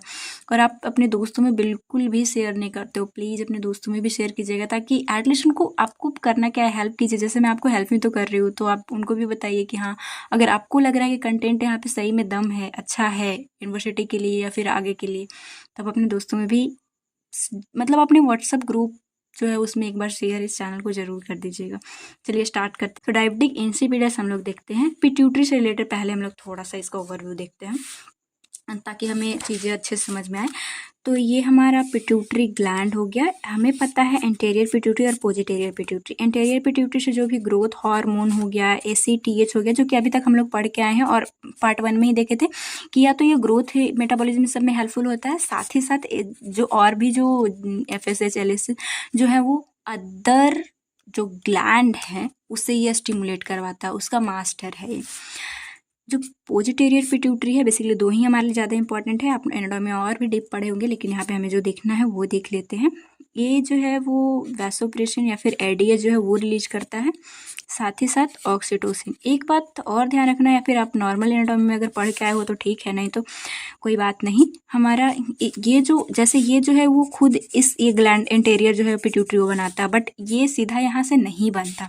जो हाइपोथैलेमस है वो इन लोगों को बनाता है, जो भी सुप्रावेंट्रिकुलर और जो ऑप्टिक जो न्यूक्लियस करके था वो आप देखोगे, और ये ट्रैक के थ्रू जो है वो बेसिकली आता है, तो इससे बनाता है हाइपोथैलेमस से, यहाँ पे सिर्फ स्टोर होने के लिए आता है। तो ये टर्म भी आपका क्लियर होना चाहिए। अब चलो नॉर्मल हम लोग देख लिए, तो अब हम लोग स्टार्ट करते हैं। सबसे पहले डायबिटिक इंसिपिडस देखेंगे, इसमें प्रॉब्लम, पोजिटेरियर में प्रॉब्लम देख लेते हैं, फिर इंटीरियर की और ट्यूमर सारा चीज़ हम लोग देखेंगे। तो डायबिटिक इंसिपिडस, और ये इंपॉर्टेंट है ट्यूमर की कंडीशन भी, और सारा इजी है बेसिकली, अच्छे से हम लोग देखेंगे। सो बस आप देख लो। Diabetic insipidus is disorder of posterior pituitary gland in which decrease of ADH hormone characterised by polydipsia and और पॉलीयूरिया। इसमें क्या होता है कि ADH जो है वो डिक्रीज हो जाता है, जब इससे जो ADH रिलीज होता है वो डिक्रीज इस कंडीशन में हो जाती है। अब एक काम क्या करता है कि ये ट्यूब्यूल्स जो हमारा नेफ्रॉन है, यहाँ पे आप देखो, इस ट्यूब्यूल से वाटर का रीअब्जॉर्प्शन करवाता है, बट क्योंकि ये कम गया है तो रीअब्जॉर्प्शन वाटर का नहीं होगा, बहुत ज़्यादा यूरिनेशन होगी, हाइड्रेशन की कंडीशन अब हो जाएगा, जिसकी वजह से प्यास भी ज़्यादा लगेगा और यूरिन पॉलीयूरिया की कंडीशन है। टाइप्स अगर देखें तो सेंट्रल हम लोग देखते हैं, और ये टर्म जो भी पैरावेंट्रिकुलर, ये सब मैं हाइपोथैलेमस से बताइए, जो ट्रैक बता रही थी, पैरावेंट्रिकुलर हाइपोफाइजल इसे ट्रैक बोलते हैं। ये भी जो भी न्यूक्लियस पैरावेंट्रिकुलर सुप्रा है उससे बेसिकली सुप्रा से ये रिलीज होता है। सो ये कहाँ पे प्रॉब्लम है, अब तीनों को देखना होगा, इसी से रिलेटेड इसका कॉजेज या फिर टाइप हो जाती है। तो सबसे पहले हम लोग सेंट्रल या फिर न्यूरोजेनिक देख लेते हैं। इसमें ADH सिक्रेशन डिक्रीज है पोजिटेरियर पिट्यूटरी में कोई प्रॉब्लम होने की वजह से। नेफ्रोजेनिक देख लेते हैं कि ये आया और यहाँ पे ट्यूब्यूल्स कोई रिस्पांस नहीं दे रहा है, वो ये आने के बाद भी इसके रिसेप्टर इससे मतलब इसका कोई रिस्पांस ही नहीं ले रहे हैं, तब भी ADH का जो काम है वो तो नहीं हो पाया, जो कि डायबिटिक इंसिपिडस। एक टर्म और डायबिटिक मेलाइटस और इंसिपिडस में आप बहुत कंफ्यूज होते हो, बिल्कुल भी नहीं कंफ्यूज होना है। इंसिपिडस की कंडीशन जो है उसमें पॉलीयूरिया, हालांकि मेलाइटस में भी देखने को मिलता है, बट इसमें ADH की प्रॉब्लम है, वो आप ध्यान रखना। So complete diabetic insipidus next हम लोग देखते हैं। इसमें अगर disturb the hypophyseal track, it cause 80% of degeneration of जो भी सुप्रा एप्टिक या फिर पैरावेंट्रिकुलर न्यूक्लियस जो हाइपोथैलेमस का है उसी से ये बनता है। तब जो है उस ट्रैक के थ्रू जो है वो हमारा पिट्यूटरी में आके जो भी पोस्टीरियर पिट्यूटरी वहाँ पे स्टोर होता है। तो अगर उसमें प्रॉब्लम हो, बन ही नहीं पा रहा है, आ ही नहीं पा रहा है, तो इसका कमी होना। तो ये जैसा काम है जहाँ जहाँ पे इन्वॉल्वमेंट है पाथवे, बस उसी से रिलेटेड टाइप्स हो जाता है। कॉन्सेप्ट समझो, याद रह जाएगा आपको। इटियोलॉजी देखें तो अगर ब्रेन का या इंजरी, अगर ट्यूमर हो रखा है, फिर इंजरी हो गया जिसकी वजह से हाइपोथैलेमस अफेक्ट हो या फिर पिट्यूटरी, तो ये लीड करेगा कि ये रिलीज नहीं कम हो। इंडस्ट्रीज रीनल फेलियर हो तो हमारा ट्यूब्यूल जो है वो रिस्पॉन्स करना एडीएस से बंद कर देता है, तो ये देखने को मिलेगा। सर्टेन ड्रग जैसे कि लिथियम एंड फिनोटोइन लेने की वजह से भी ये कंडीशन देखने को मिलती है। पैथोफिजियोलॉजी अगर देखें तो डैमेज ऑफ हाइपोथैलेमस या फिर पोस्टीरियर पिट्यूटरी कहीं पे भी डैमेज हुआ, जिसकी वजह से अल्टीमेटली होगा क्या कि एडीएच जो है एंटी डायूरेटिक हार्मोन, इसे केमिकल नेम है वैसोप्रेसिन, और दोनों एक ही चीज़ है, तो वो रिलीज होना कम हो जाता है। सिक्रीशन कम होगा जिसकी वजह से वाटर जो रीअब्जॉर्प्शन इसका नॉर्मल काम था वो क्योंकि ये कम है तो वो भी रीअब्जॉर्ब नहीं हो पाएगी। इसकी वजह से यूरिन आउटपुट ज़्यादा हो जाएगा। प्लाज्मा अब क्योंकि ब्लड मतलब देखो, जब भी हम लोग देखते हैं कि ग्लोमेरुलस से जो भी, जैसे कि अगर 100 ml अगर ये फिल्टर हो रहा है ग्लोमेरुलस से, तो normal phenomena, normal homeostasis maintain करने के लिए 99% एब्जॉर्ब हो जाना चाहिए। बट क्योंकि एब्जॉर्प्शन के लिए सारा नॉर्मल के लिए इंपॉर्टेंट है, अगर नहीं हो पाया तो हमारे ब्लड एक 180 लीटर ऐसा जो फिल्टर होता है, या फिर ऐसा जो फिल्टर इतना ज़्यादा हो रहा है, रूट रीअब्जॉर्प्शन अगर नहीं हो पाया वाटर का, तो जिसकी वजह से प्लाज्मा वॉल्यूम जितना रहना चाहिए उतना तो नहीं रह पाएगा, जिसकी वजह से सीरम ऑस्मोलाइटी जो है वो इंक्रीज कर जाएगी। मीन्स कि ऑस्मोलाइटी का मतलब क्या है कि हमारे बॉडी में फ्लूइड है और जो भी इलेक्ट्रोलाइट है उसकी वजह से कंसंट्रेशन होता है। तो क्योंकि इलेक्ट्रोलाइट कम गया, सॉरी, जो वॉल्यूम है, जैसे 1 गिलास पानी में आप 100 ग्राम चीनी की, जो मैं हमेशा कॉन्सेप्ट समझाती हूँ, ये शुगर को आप इलेक्ट्रोलाइट मान लो और इस यहाँ पे वाटर जो भी ये फ्लूइड को आप बॉडी का मान लो, तो आप 100 ग्राम जो है वो वाटर में, सॉरी 100 ग्राम जो शुगर है वो आप 300 ml में डाल रहे हो, तो ये नॉर्मली ठीक है कि नॉर्मल हो जाएगा। बट अगर आप वाटर को बाहर ये फेंक दो या फिर कुछ भी करो, मतलब वाटर कम हो जाएगा। तो ऑस्मोलाइटी इसका आप सोचो, शरबत जो बना रहे हो उसका कैसा रहेगा, ज़्यादा रहेगा ना। तो उसी तरह से ये कॉन्सेप्ट है कि सीरम ऑस्मोलाइटी जो है इंक्रीज हो जाएगी, जो कि पॉलीडिप्सिया लीड करेगा, थॉस ज़्यादा लगेगी। और ये ऐसे भी यहाँ से देखो कि पॉलीयूरिया हो रही है, ज़्यादा यूरिन आउट हो रहा है, तो हाइड्रेशन की कंडीशन होगी, तो पॉलीडिप्सिया तो ये देखने को मिलेगा ही मिलेगा। क्लिनिकल मैनिफेस्टेशन देखें तो पॉलीयूरिया, क्लियर यूरिन, क्योंकि यूरिन ज़्यादा आ रहा है उसमें भी कंसंट्रेशन है, सब जो इलेक्ट्रोलाइट का होता है थोड़ा थोड़ा मतलब देखने को मिलता है, बट वाटर ज़्यादा है तो ये जो है वो यूरिन जो है वो पूरा क्लियर देखने को मिलेगा। फ्रीक्वेंट यूरिनेशन इसमें मेन सिम्टम है। पॉलीडिप्सिया, इंटेंस थ्रस्ट, बहुत ज़्यादा उन्हें प्यास लगती है। बेसिकली एक दिन में मतलब ज़्यादा से ज़्यादा हमें 2 लीटर पीना चाहिए, अपने वेट के हिसाब से देखना चाहिए, बट 4 से 5 लीटर जो है वो डेली जो है वो, और उसे कोल्ड वाटर के लिए ज़्यादा क्रेविंग रहता है, ये इसका सिम्टम है। डायग्नोस्टिक इवोल्यूशन देखें तो यूरिन एनालिसिस कर सकते हो, जो कि कलरलेस आपको देखने को मिलेगा। ऑस्मोलाइटी जो है वो 50 से 20 पे आ जाएगी, बहुत कम हो जाएगा। Measurement of serum and urine ADH जो कि डिक्रीज और अपसेंट आपको देखने को मिल सकता है। अगर प्रॉब्लम कहाँ है, बेसिकली अगर वो रिस्पॉन्ड नहीं कर रहा है तो नॉर्मल भी रह सकता है, एडीएच देखने को मिलेगा। लेकिन अगर जो हाइपोथैलेमस है या फिर प्रॉब्लम पिट्यूटरी से रिलेटेड है, मतलब ये आ ही नहीं रहा है, एकदम नहीं आ रहा है या फिर डिक्रीज हो रखा है, तो ये आप सीरम में देख लोगे। एमआरआई करोगे, पिट्यूटरी की ट्यूमर ये सब है वो कंडीशन देखने के लिए। ब्लड टेस्ट कर सकते हो, मेजर इलेक्ट्रोलाइट इन ब्लड, ताकि आप ब्लड टेस्ट से जो भी इलेक्ट्रोलाइट की इसमें जो कंसंट्रेशन हमारे बॉडी में ज़्यादा रहेगी उसकी वजह से प्रॉब्लम होने लगेगा, क्योंकि वाटर ज़्यादा लॉस हो रही है, तो ये भी आप देख सकते हो। मैनेजमेंट कैसे करना है, तो इसमें डेस्मोप्रेसिन देना होता है, सिंथेटिक एडीएच जो कि एडीएच बनाएगा, साथ ही ये देना कैसे होता है, नेजल स्प्रे के रूप में या फिर ओरल या फिर वेन के थ्रू, कैसी कंडीशन है को देखते हुए। वैसोप्रेसिन इंजेक्शन आता है इमरजेंसी कंडीशन में, तो वो आप दे सकते हो। थायाजाइड डायूरेटिक इन नेफ्रोजेनिक कंडीशन हो कि वो रिस्पॉन्ड नहीं कर रहा है, तो ये आपको देना है। ये रहा मैनेजमेंट के बाद हम लोग देख लेते हैं कि नर्सिंग वैसोप्रेसिन से रिलेटेड आपको कॉन्सेप्ट हो सकता है। तो वैसोप्रेसिन इंजेक्शन में बेसिकली एडीएच का ही है, ये केमिकल नेम है एंटी डायूरेटिक हार्मोन का, तो वैसोप्रेसिन से आप ये कंफ्यूज मत होइएगा। नर्सिंग मैनेजमेंट अगर हम लोग देखें तो नर्सिंग मैनेजमेंट आप वही सारी चीज़ें लिखोगे, जैसे कि इसमें इम्पॉर्टेंट क्या है कि असेस करोगे, असेसमेंट जो कि हम लोग सब में देखते हैं, फ्लूइड बैलेंस इसमें डिस्टर्बेंस आ रही है तो वो उस पे आपको देखते रहना है। जो भी लैब वाली कंडीशन है वो सब मॉनिटर करोगे तो अगर एग्जाम में आती हो तो ये सारी चीज़ें लिखोगे, लेकिन डायरेक्टिंग में इंसिपिडस उतना एग्जाम में नहीं पूछता है। सो हम लोग आगे मूव करते हैं, अगर पूछा भी तो इतना content sufficient.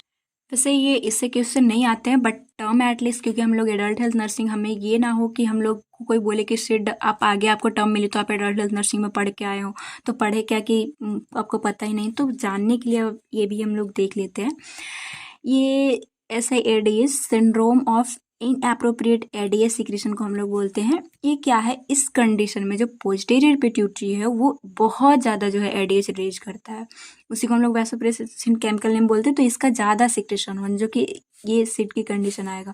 Causing water retention, अब इसका काम था कि वाटर को रिटेन करता है, बट एक्सेस करेगा क्योंकि एडीएच एक्सेस है, जिसकी वजह से डाइल्यूशनल हाइपोनेट्रीमिया देखने को मिलेगा। कि मतलब डाइल्यूशन का मतलब क्या है कि वाटर इतना ज़्यादा है कि वहाँ पे जो भी सोडियम जो है वो कम हो गया है। डाइल्यूशनल की मतलब वो नॉर्मल कंपेरिजन में ठीक है, उसमें कोई कमी नहीं है, बट क्योंकि वाटर ज़्यादा है जिसकी वजह से हाइपोनेट्रीमिया की कंडीशन है। एंड कंसनट्रेटेड यूरिन, ज़्यादा ही एब्जॉर्ब हो जाता है जिसके वजह से यूरिन जो है उसमें जा ही नहीं पाता वाटर, नॉर्मल से ज़्यादा ये ले रहा है। कुछ तो अमाउंट वाटर में जाना चाहिए ना, बट ये सारा को रीअब्जॉर्ब कर लेता है, जो कि ये सीट की कंडीशन आप ध्यान रखिएगा, इसमें एडीएच इंक्रीज हो रहा है। अब हम लोग देखते हैं एंटेरियर पिट्यूटरी का, उसमें सारे हम लोग का तो नहीं देखेंगे हार्मोन का, एफएसएच का हम एलिज का तो हमें नहीं देखना है, बट उसका हम लोग उसमें भी प्रॉब्लम आया तो हम लोग रिप्रोडक्टिव सब में देखते हैं। आगे आप जो भी पीडिया वो ओबीजी सब पढ़ोगे वो सब कंडीशन है, बट यहाँ हम लोग देखेंगे ग्रोथ हार्मोन से रिलेटेड जो कंडीशन है उससे देखना इंपॉर्टेंट है, ये टर्म एग्जाम में आते हैं। सो पहला है ड्वार्फिज्म। आप क्रिटिनिज्म जो पहले पार्ट 1 में आप पढ़े हो उसको याद करो, इसमें भी कंडीशन जो है वो जो हाइट है वो कम रहता है।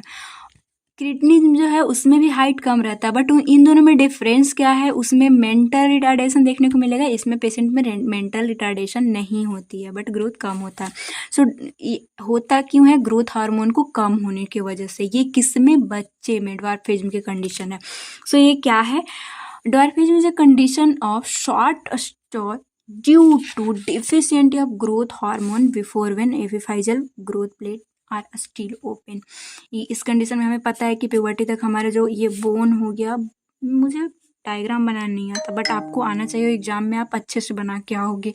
सो ये हमारा हो गया बोन, यहाँ पे जो है वो हेड है, एपिफाइजल है, यहाँ पे एपिफाइसिस है, एपिफाइजल यहाँ पे प्लेट होता है, यही जो है वो ग्रोथ में हेल्पफुल होता है। बट तो यहाँ पे ये बोल रहा है, ये आगे भी आपको टर्म काम देगा कि ये इसको बंद होने से पहले ये ग्रोथ हार्मोन आएगा जिसकी वजह से ग्रोथ होती है, बट वो आ ही नहीं रहा है, ग्रोथ हार्मोन कम हो गया जिसकी वजह से बच्चा का ग्रोथ हुआ ही नहीं। कॉजेज अगर देखें तो कंजेनाइटल ज़्यादा रहती है, पिट्यूटरी ग्लैंड डिफेक्ट या फिर जेनेटिक म्यूटेशन हो रखा है, जीन में ही म्यूटेशन है तो ये देखने को मिलता है। एक्वायर्ड की कंडीशन की मतलब जन्म लेने के बाद ऐसा कंडीशन कब हो सकता है, ब्रेन ट्यूमर होने की वजह से, जो कि पिट्यूटरी को सही से मतलब सप्रेस हुआ नहीं आ रहा है। Trauma, infection, meningitis, encephalitis, radiation, pituitary surgery, ये सब जो है वो एक्वायर्ड है, आने के बाद जो है वो किसी तरह से मतलब जो भी नॉर्मल फिनोमिना हाइपोथैलेमस से आना, पिट्यूटरी से आना, ग्रोथ हार्मोन का रिलीज करवाना, वो हो नहीं पा रही है। क्लिनिकल मैनिफेस्टेशन देखें तो शॉर्ट स्टैचर देखने को मिलता है, स्लो ग्रोथ रेट, मैक्सिमम जो है वो 3 फीट का ही पर्सन रह जाता है। वही हम लोग जब ग्रोथ हार्मोन ज़्यादा होगा तो देखोगे कि 6 से 7 फीट का पर्सन देखने मतलब बच्चा जो है वो देखने को मिलता है। डिसप्रपोर्शनेट जो है वो बहुत ज़्यादा लंबा हो जाता है। Head become slightly larger in relation of body के कंपेरिजन में हेड जो है उनका ज़्यादा लार्ज रहता है। शॉर्ट एंड वाइड जो आप आपकी लाइफ में या फिर कभी कहीं भी जाते आते भी आप देखे होंगे कि जो लोग ऐसे होते हैं जिनका ग्रोथ सही से नहीं, उनका हेड आपको बड़ा देखने को मिलेगा। जो भी हैंड है, फिट है, वो वाइड रहता है, नॉर्मल से दिखने से ही पता चल जाता है कि इनका ग्रोथ सही से नहीं हो रखा है। Mental activity normal without any abnormality, यही इसमें मेन है कि जो हमारा ड्वार्फिज्म की कंडीशन है उसमें मेंटल एक्टिविटी सही रहती है, क्योंकि वहाँ T3 T4 का रिलेशन मेंटल से था, बट ग्रोथ का मेंटल से कोई भी रिलेशन नहीं है। Bowing of leg that progressive worsen over time, leg जो है वो बेसिकली झुका हुआ है ऐसे बाहर की ओर, टिबिया बोन आपको देखने को मिलेगा। जो कि धीरे धीरे और भी प्रोग्रेस की कंडीशन में जाते रहता है और भी लीड करेगा कि उनका बोन फ्रैक्चर ये सब होने की कंडीशन देखें। डायग्नोसिस कैसे करोगे, तो सीरम ग्रोथ हार्मोन लेवल देख सकते हो आप, जो कि कम देखने को मिलेगा। एक्सरे रेस्ट एंड बोन का करोगे तो डिले जो बोन मैचुरेशन हो रखी होती है या फिर वाइट जो देखने को मिलता है वो आपको पता चल जाएगा। एमआरआई सीटी का ब्रेन का करोगे जिससे कि कोई पिट्यूटरी हाइपोप्लेजिया मतलब सेल का ग्रोथ नहीं है जिसकी वजह से रिलीज नहीं हो रहा है, सेल सही से नहीं डिवाइड हो पा रहे हैं या फिर ट्यूमर हो रखी है, वो आपको पता चलेगा। मैनेजमेंट अगर देखें तो हार्मोन थेरेपी दे सकते हो जिसमें recombinant human growth hormone subcutaneously दिया जाता है। कब तक दिया जाता है, प्यूबर्टी तक, क्योंकि ग्रोथ होने का चांसेस उसी टाइम तक रहती है। इसके बाद जो है वो जो इपिफाइजल जो प्लेट है, ग्रोथ प्लेट है, वो मतलब क्लोज हो जाता है। सर्जरी एंड रेडिएशन अगर ट्यूमर है तो ये भी आपको मैनेजमेंट में देना होगा। एक इम्पॉर्टेंट है, बस टर्म इम्पॉर्टेंट है क्योंकि ये मतलब कॉम्पिटिटिव में पूछता है। सो ये क्या है, ये साइमन टेजेज। इस कंडीशन को मतलब जैसे हम लोग देखें कि पिट्यूटरी का हमें हमारे सिलेबस में तो हाइपो ऐसे ही दे दिया है कि पिट्यूटरी का, तो अगर पूरे जी जो भी हार्मोन हो, जितने भी पिट्यूटरी के पार्ट 1 में हम लोग डिस्कस करके आए हैं, सारा अगर कम गया तो उस कंडीशन को हम लोग पैन हाइपोपिट्यूटरिज्म बोलते हैं। पैन जहाँ भी आ रहा था, लाइक हम लोग कार्डियो में भी इस टर्म को देखे थे, तो ये पूरे को कम होना जो कि result from destruction of pituitary gland destruct हो गया या फिर ट्यूमर हो गया है या फिर इनफिल्ट्रेट जैसे कि लिम्फोसाइट हो गई या फिर ट्रॉमा हो रखी है जिसकी वजह से वो जितने भी हार्मोन्स है वो आ नहीं रहा, तो वो साइमन डिजीज कहलाता है। ये प्रेगनेंसी से इसका कोई रिलेशन नहीं है, बट इसी में एक सब क्लासिफिकेशन है कि ये कंडीशन अगर पेरीपार्टम प्रेगनेंसी इससे रिलेटेड हो, चाइल्ड बर्थ पहले या बाद, तो इसको हम लोग सीहन डिजीज बोलते हैं, बेसिकली सीहन सिंड्रोम बोलते हैं। तो ये कंडीशन बस दो टर्म को, ग्रोथ हार्मोन जो कि कम होने डॉफेज की कंडीशन के बाद हम लोग देख लेते हैं हाइपर पिट्यूटरिज्म, जिसमें कि ग्रोथ हार्मोन इंक्रीज होगा। इसमें फर्स्ट टर्म आता है जाइगेंटिज्म, इसके बाद एक्रोमेगैली। अगर इपिफाइजल प्लेट क्लोज नहीं हुआ है, मतलब अगर बच्चे में प्यूबर्टी से पहले अगर ग्रोथ हार्मोन ज़्यादा हुआ तो ये जाइगेंटिज्म की कंडीशन है। अगर ये एपिफाइजल प्लेट बंद होने के बाद ग्रोथ हार्मोन कभी अगर ज़्यादा हो रही है तो ये एक्रोमेगैली कहलाता है। एक एक को देखेंगे क्योंकि ये टर्म एग्जाम में आते हैं। सबसे पहले हम लोग जाइगेंटिज्म देखते हैं। ये एबनॉर्मली लार्ज ग्रोथ होना एक्सेस किसकी वजह से, ग्रोथ हार्मोन का ज़्यादा होने की वजह से। कब, चाइल्डहुड में, बिफोर बोन जो ग्रोथ प्लेट है जो कि हेड और एपिफाइजल के बीच में रहता है उसे क्लोज होने से पहले। इटियोलॉजी अगर देखें तो नॉन कैंसरस जो बिनाइन ट्यूमर अगर पिट्यूटरी ग्लैंड में हो गया, मोस्ट कॉमन कॉज है जिसकी वजह से ज़्यादा ग्रोथ हार्मोन रिलीज होते हैं, तो ये कंडीशन देखने को मिलता है। मल्टीपल इंडोक्राइन नियोप्लेजिया टाइप 1 जो जिसमें कि ये मेन 1 मेन 2 आप पढ़ोगे, जिसमें इंडोक्राइन जो भी ग्लैंड है वो 3 जगह पे बेसिकली ट्यूमर देखने को मिलता है। पिट्यूटरी में हो गया, पैनक्रियाज में हो गया, पैराथायरॉयड ग्लैंड में हो गया, तो ये मेन 1, तो इसमें भी अफेक्ट है बेसिकली पिट्यूटरी ग्लैंड, तो ये कंडीशन लीड करेगा ग्रोथ हार्मोन ज़्यादा हो जाता है। रिस्क फैक्टर अगर देखें तो पिट्यूटरी ग्लैंड ट्यूमर्स है तो रिस्क ज़्यादा ही है क्योंकि कॉजेज में भी हम लोग देख रहे थे। प्रेजेंट अगर मतलब पेरेंट्स में या फिर सिबलिंग में है पहले अगर हिस्ट्री है तो जाइगेंटिज्म होने का ज़्यादा चांसेस रहता है। पैथोफिजियोलॉजी अगर देखें तो जाइगेंटिज्म जो है it is the over production of growth hormone का ज़्यादा प्रोडक्शन होने की वजह से। क्यों, hyperplasia and anterior pituitary gland में हाइपरप्लेजिया मतलब सेल का ग्रोथ ज़्यादा हो रखा है। Develop into tumour defect hypothalamus which direct anterior pituitary gland release excess amount of growth hormone. हमें नॉर्मल पता है कि मास्टर ग्लैंड है, यही जो है वो स्टिमुलेशन देता है जिसकी वजह से पिट्यूटरी जो है वो नॉर्मल से समझने की कोशिश करना है। हाइपोथैलेमस से ग्रोथ हार्मोन रिलीज होता है जिससे कि पिट्यूटरी से फिर तब जाके ग्रोथ हार्मोन रिलीज होता है। तो ये या तो इसमें हाइपोथैलेमस में कोई डिफेक्ट आ गया जिसकी वजह से ये ज़्यादा ही डायरेक्ट कर दे रहा है एंटीरियर पिट्यूटरी ग्लैंड के release excess amount of growth hormone, जिसकी वजह से ग्रोथ हार्मोन लेवल इंक्रीज है। It occur before closure of epiphysis. ध्यान यही रखना है कि ग्रोथ हार्मोन ज़्यादा हो रहा है बट एपिफाइसिस जो है वो ग्रोथ के लिए हेल्पफुल है। ये ज़्यादा ग्रोथ आएगा जिसकी वजह से मतलब ज़्यादा ग्रोथ हार्मोन आएगा तो ये बंद नहीं हुआ है, अब बहुत ज़्यादा ग्रोथ देखने को मिलती है बच्चे में। क्लिनिकल मैनिफेस्टेशन देखें तो इसमें मेन यही है कि एबनॉर्मल ग्रोथ रहती है। Increase height in large hand and feet जो है वो देखने को मिलेगा, बेसिकली डिसप्रपोर्शनेट इसमें ग्रोथ होता है। लेग जो है, हैंड जो है, एपिफाइजल प्लेट, फीमर, ये सब का मतलब ज़्यादातर इन लोगों का ग्रोथ जो है वो ज़्यादा रहता है। Depression, headache, visual field impairment, ये सब भी देखने को मिल सकती है। ट्यूमर हो रखा है यहाँ पे, हमें पता है ऑप्टिक आइज में है, तो इससे ये सप्रेस करेगा, जिसकी वजह से विजुअल फील्ड इम्पेयरमेंट भी देखने को मिलती है। ऑस्टियोआर्थराइटिस हो सकती है, क्योंकि ग्रोथ हार्मोन नॉर्मली हमें पता है कि बोन ग्रोथ लेंथ के लिए इम्पॉर्टेंट है, बट अगर ज़्यादा हो जाए तो ये कंडीशन ये और मतलब बहुत ज़्यादा है, कितना ही ग्रोथ करेगा, तो ये बहुत ज़्यादा होने की वजह से मतलब क्रोनिकली रहे तो ऑस्टियोआर्थराइटिस भी लीड करता है। डिले प्यूबर्टी हो जाती है, ग्रोथ होते ही जा रहा है।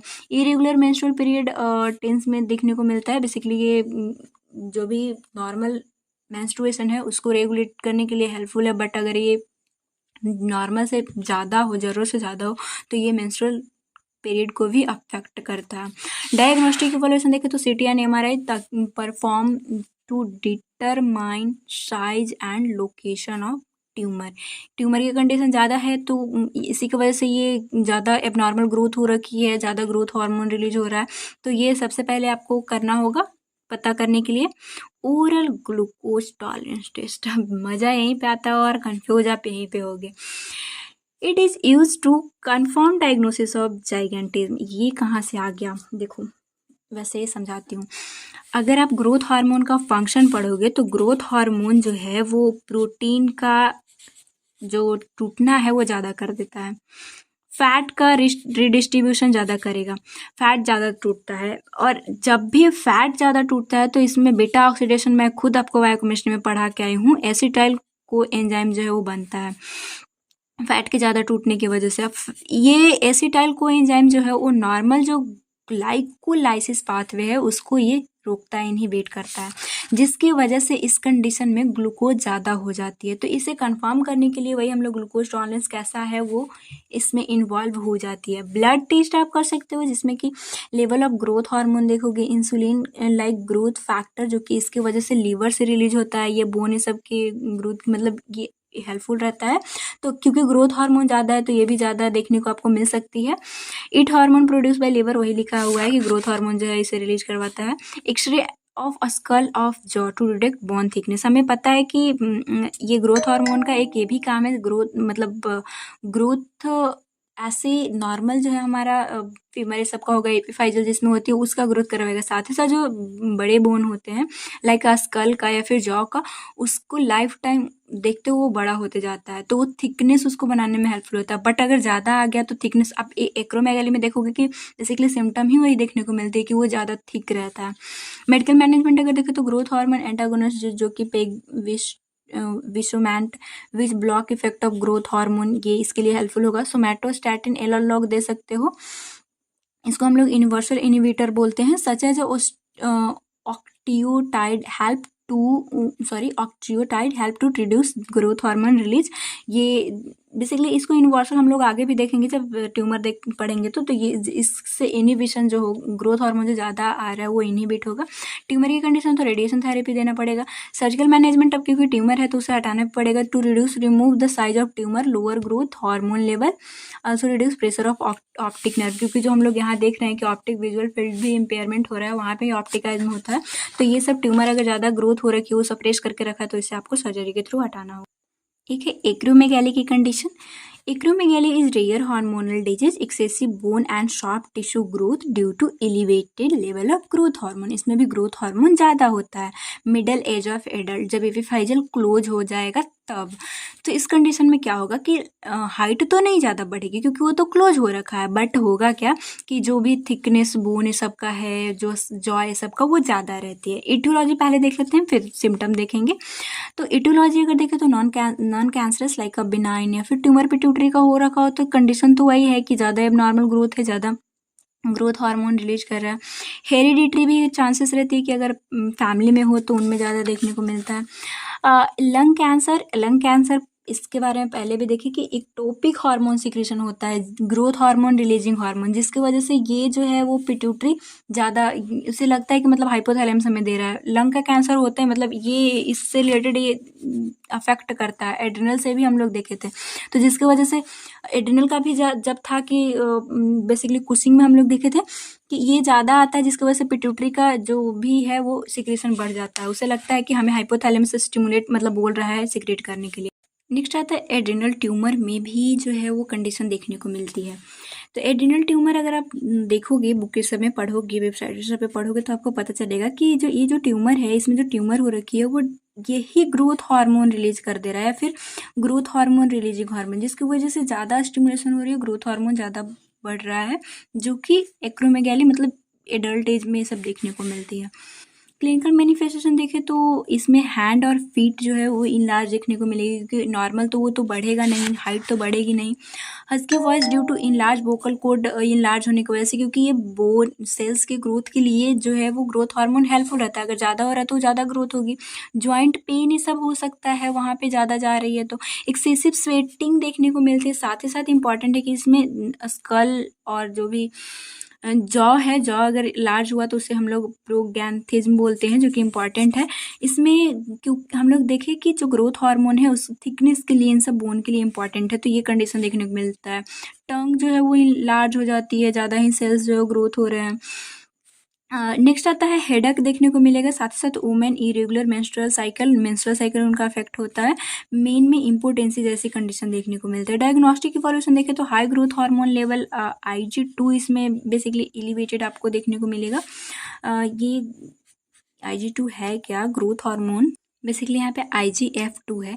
और ये आप देखोगे तो अगर आप देखते हो कई बुक में है कि IGF जो 1 है, पहले हम लोग इस टर्म को देख के आए हैं, जो कि लीवर द्वारा रिलीज होता है, ग्रोथ हार्मोन रिलीज करवाता है। तो अगर ज़्यादा हुआ तो ये ज़्यादा हो जाती हैं, बिकॉज ऐसे 1 ज़्यादा देखने को मिलता है मोस्ट केसेस में। बट बहुत लंबे समय से ठीक ना किया जाए तो एक्सेप्शन में पैराडॉक्सिकली इंक्रीज देखने को मिल सकता है। स्पाइन एक्सरे कर सकते हो तो to detect abnormality of bone growth, जो कि आपको एक्सरे से पता चल पाएगी। पिट्यूटरी MRI कर सकते हो, पिट्यूटरी ट्यूमर की कंडीशन है वो सब चेक करने की। इसके बाद मैनेजमेंट हम लोग देख लेते हैं। तो ऑक्ट्रियोटाइड एंड लैंड्रियोटाइड जो है वो recommended to reduce excess growth of hormone, उस ये रिड्यूस करने में हेल्पफुल होगा।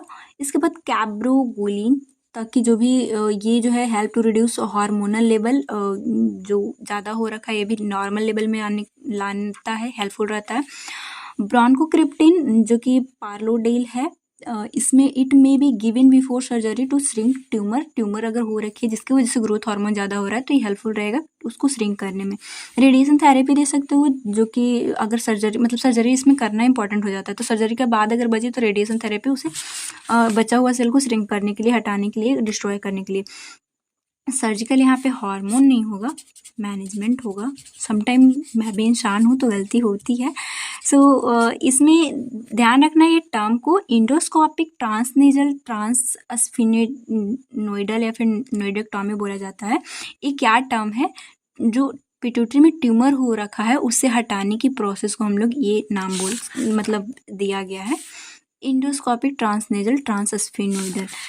टॉमी भी सम टाइम लगा था क्योंकि हटाने की कंडीशन है। अब नर्सिंग मैनेजमेंट इसके बाद हम लोग देखते हैं। Provide knowledge about acromegaly to patient and family member. पहले तो हमें नॉलेज देना होता है तो बताओगे कि होता क्या है टर्म, क्योंकि ये टर्म तो कभी कोई सुनता भी नहीं है। आपसे सबसे पहले सवाल लेके पहुंचेगा कि मैडम ये क्या है। Monitor vital sign and neurological status, सब देख सकते हो आप। बॉडी चेंजेस पेशेंट का जो भी हो रखी है, जॉय सब जो ठीक रहती है वो सब आप देख सकते हो। Instruct patient that activity which can increase cranial pressure for up to 2 month after surgery. वैसे एक्टिविटी को बेसिकली हमें डिक्रीज करवाना है अगर सर्जरी होते, क्योंकि ये क्रेनियल प्रेशर ये सब इंक्रीज होने की चांसेस रहती है, तो ये सब भी आपको खुद बताना होगा, कॉम्प्लिकेशन जो होती है उससे बचने के लिए। नेक्स्ट नर्सिंग केयर प्लान का आप हेडिंग डालोगे। नर्सिंग डायग्नोसिस इस तरह से 1-2 आप लिख देना, नोट्स में आपको मिल जाएगी। Disturbed body image related to anxiety, over thick in skin, enlargement of face, क्योंकि इसमें ये सब कंडीशन देखने को मिलती है, तो इस तरह से भी बन जाएगा एक मतलब नर्सिंग डायग्नोसिस। प्रायोरिटी वाइज इसमें फर्स्ट प्रायोरिटी पे इसे रखना ठीक रहेगा। अगर ये डिजीज कंडीशन आता है एग्जाम में, वैसे 15 मार्क्स में तो कभी नहीं पूछेगा, नेवर। 5 या फिर 2 मार्क्स में ऐसे टर्म को दे दिया जाता है। लास्ट है पिट्यूटरी से रिलेटेड, पिट्यूटरी ट्यूमर। इसके बाद डायबिटिक बचेगा। डायबिटिक छोटा टॉपिक है और सारा कॉन्सेप्ट इजी, हम लोग उसे देख लेंगे। सो पिट्यूटरी एडिनोमा क्या है? ये बिनाइन ट्यूमर होता है, यूजुअली नॉन कैंसरस, लोकल मास इफेक्ट, बेसिकली एबनॉर्मल ग्रोथ हो रखी होती है, एक्स्ट्रा सेल का ग्रोथ हो रखा होता है। अब यहीं पे ऑप्टिक काइज में रहता है ये। अगर नॉर्मल आप थायराइड का देखे होगे स्ट्रक्चर, तो जिसकी वजह से ऑप्टिक काइज में जो है वो सप्रेस हो जाता है एबनॉर्मल ग्रोथ होने की वजह से। तो bi tempo temporal hemianopia pituitary adenoma में होने की सबसे ज़्यादा चांसेस होती है। ये क्या है, ये मैं सेपरेट वीडियो खुद यूट्यूब पे डाली हूँ, आप देख सकते हो। ये विजुअल से रिलेटेड इटियोलॉजी देखें तो मोस्टली जो है वो अननोन होता है, क्यों एक एबनॉर्मल ग्रोथ हुआ वो नहीं पता, लेकिन एक मल्टीपल इंडोक्राइन न्यूप्लेजिया जो है वो उसमें देखने को मिलता है, टाइप 1 एंड टाइप 2। इसमें इंडोक्राइन से रिलेटेड जो भी ऑर्गन है उसमें बेसिकली 3 ऑर्गन जो है वो अफेक्ट होती है, तो चांसेस रहता है। क्लिनिकल मैनिफेस्टेशन देखें तो सोमैटोस्टैटिनोमा जो कि ग्रोथ हार्मोन का बहुत ज़्यादा होने की कंडीशन को बोलते हैं, जिसकी वजह से एक्रोमेगाली जो हम लोग पढ़ के आए वो देखने को मिलेगा। अभी तक आप जो भी डिजीज कंडीशन पढ़ रहे थे, थायरो मतलब एड्रिनल वाला पढ़ रहे थे या फिर आगे जो भी पढ़ रहे थे, सब में आप एक चीज़ तो देख रहे थे कि पिट्यूटरी ट्यूमर। अब वही पिट्यूटरी ट्यूमर को आप पढ़ रहे हो, तो जब उसको पढ़ रहे हो तो ये कॉजेज में उन लोगों का गया है, तो यहाँ पे साइन सिम्टम के रूप में तो आएगा ना। तो ये नॉर्मल टर्म तो आपको मतलब ये हार्ड नहीं लग रहा हो, क्योंकि हम लोग पहले भी पढ़े। प्रोलैक्टिनोमा, प्रोलैक्टिन इसी से रिलीज होता है, इंटीरियर पिट्यूटरी ग्लैंड से ही इंक्रीज रहेगा, जो कि लैक्टोरिया की कंडीशन इससे बोला जाता है। देखो मेरे पास एक रिपोर्ट है प्रोलैक्टिन का, जिसमें ये टेस्ट हो रखी थी। रेफरेंस रेंज इस तरह से अगर रिपोर्ट भी है तो आप देखना जान लो कि रिजल्ट जो है वो इनका बहुत ज़्यादा था, ये 31, जबकि एक एडल्ट में 1.2 से 90.5 या फिर यहाँ पे लिखा हुआ रहता है, और रिजल्ट आपको यहाँ देखना रहता है जो कि इंक्रीज था। तो ये कंडीशन बहुत ज़्यादा इंक्रीज होना ग्लैक्टोरिया की कंडीशन बोला जाता है। कॉर्टिकोट्रोपिन ACTH अगर ज़्यादा रिलीज हो रही है, कुशिंग सिंड्रोम, कुशिंग में आप पढ़े हो कि पिट्यूटरी से रिलेटेड प्रॉब्लम, पिट्यूटरी में अगर ट्यूमर हो तो ये लीड करेगा। इसके बाद थायरोट्रोपिनोमा, जिससे कि TSH जो है वो इंक्रीज होना, क्योंकि TSH से रिलीज होता है, एबनॉर्मल ग्रोथ हो रही है, सेल बहुत ज़्यादा ग्रोथ है तो वो बहुत ज़्यादा रिलीज करेंगे, जो कि हाइपरथायरोडिज्म की कंडीशन है। नेक्स्ट आता है हाइपोपिट्यूटरिज्म, जिसमें कि अब ऐसा है नहीं कि हमेशा ग्रोथ मतलब ज़्यादा ही रहेगा, कभी कभी कम भी, क्योंकि एबनॉर्मल ग्रोथ है तो सही से नहीं भी करे।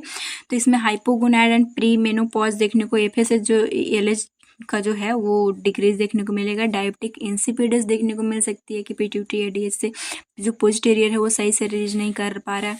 तो ये क्लिनिकल मैनिफेस्टेशन जो कि एबनॉर्मल ग्रोथ है, तो ये इन सब हार्मोन ज़्यादातर ज़्यादा देखने को मिलते हैं, कुछ हार्मोन जो है वो कम रहता है।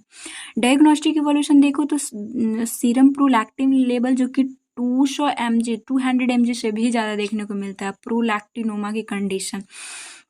नेक्स्ट आता है serum growth hormone oral glucose tolerance test, क्योंकि हम लोग पहले इसको पढ़ के आए, रिलेशन है, तो ये हम लोग देखेंगे। विजुअल फील्ड टेस्टिंग कर सकते हो आप, जो बाइटेम्पोरल एनोपिया है वो देखने को आपको मिलेगा। CT स्कैन के थ्रू आप ट्यूमर को पता करोगे। MRI भी कर सकते हो बहुत अच्छे से पिट्यूटरी ग्लैंड को देखने के लिए।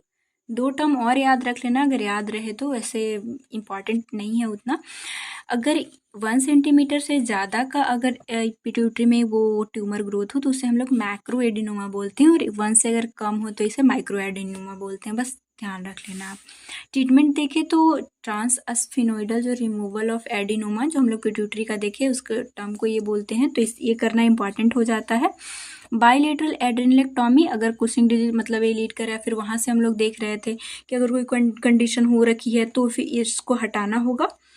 रेडियोथेरेपी एडजस्टमेंट मतलब कि जो बच गया उसे ठीक करने के लिए, सेल को श्रिंकेज करने के लिए, हटाने के लिए। ग्रोथ हार्मोन रिसेप्टर एंटागोनिस्ट जो कि पेग्विसोमेंट है। डोपामिन एगोनिस्ट दे सकते हो आप, कुबरगुलिन, और इस प्रोमोक्रिप्टिन आता है। ये बेसिकली प्रोलैक्टिन लेवल को कम करता है। रिलेशन कभी पढ़ना हो तो पढ़ लेना आप। ये नेक्स्ट आता है मेटिप्रॉन, जो कि कॉर्टिसोल जो लेवल इंक्रीज हो रखा है उसको डिक्रीज करने का काम करता है। नेक्स्ट आता है सोमैटोस्टैटिन एनालॉग, ये यूनिवर्सल इनहिबिटर है, जो भी ज़्यादा जो रिलीज हो रही है उसको कम करने का काम करता है। मेन इसमें रिमूवल ऑफ, अगर ट्यूमर वहाँ की हो रही है तो उसे हटाना ही होगा। और बाकी जो हार्मोन ज़्यादा हो रहे हैं उसको कम करने के लिए उसी से रिलेटेड 1-2 ड्रग को तो आपको देखना ही होगा एग्जाम टाइम में, इसे 1-2 बार। अभी तक आप बोर हो रहे हो, लेकिन लिटरली अगर आप अभी तक टिके हो मीन्स कि सीरियस तो हो ही। और डायबिटिक मेलाइटस सबसे ज़्यादा इस चैप्टर में इंपॉर्टेंट है, तो चलिए हम लोग उससे देखते हैं, और बहुत मजा। इसे पढ़ने के लिए एनर्जी लेवल आपका थोड़ा सा हाई चाहिए। सो चाहे तो आप पॉज करके 1-2 मिनट घूम लो या फिर कुछ भी करो, क्योंकि ये डिजीज कंडीशन आए दिन किस में होगा, आपकी फैमिली वाले में भी मतलब मेरे तो मौसा जी को है, तो अभी ही उनसे रिलेटेड मतलब मेरे घर भैया आए थे, तो उनसे रिलेटेड बात हो रहा था। उनको भी विजन में प्रॉब्लम आ रही है। डायबिटिक मेलिटस का है ही कि आपने ठीक नहीं किया, वो 3 ऑर्गन को अफेक्ट करता है। रेटिना को करेगा, रेटिनोपैथी, न्यूरॉन को करेगा, न्यूरोपैथी और किडनी को करता है। डायबिटिक मेलिटस तो होना ठीक है कि शुगर लेवल इंक्रीज हो रहा है, इसकी वजह से इतने सारे फंक्शन बेसिकली अफेक्ट होते हैं।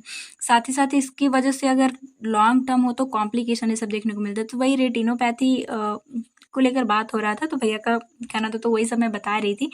तो ये आए दिन आपके घर में या फिर ये तो आपको पता होना चाहिए, बहुत अच्छे से पता होना चाहिए और बहुत अच्छे से हम लोग पढ़ेंगे भी। तो ना कि यूनिवर्सिटी के लिए तो इम्पॉर्टेंट है ये है, साथ ही साथ आपके घर में आपके नॉलेज के लिए भी इम्पॉर्टेंट है, इसीलिए इसे आप अच्छे से पढ़िए। तो डायबिटिक मेलिटस से पहले हम लोग ये पैनक्रियाज से रिलेटेड प्रॉब्लम है उसका रिव्यू करेंगे, तब आगे बढ़ेंगे। तो जो ह्यूमन पैनक्रियाज है, हमें पता है कि ये इसमें एक्सोक्राइन पार्ट होते हैं जो कि एंजाइम सिक्रेट करते हैं। इससे हमें कोई मतलब नहीं है, I am not interested in this.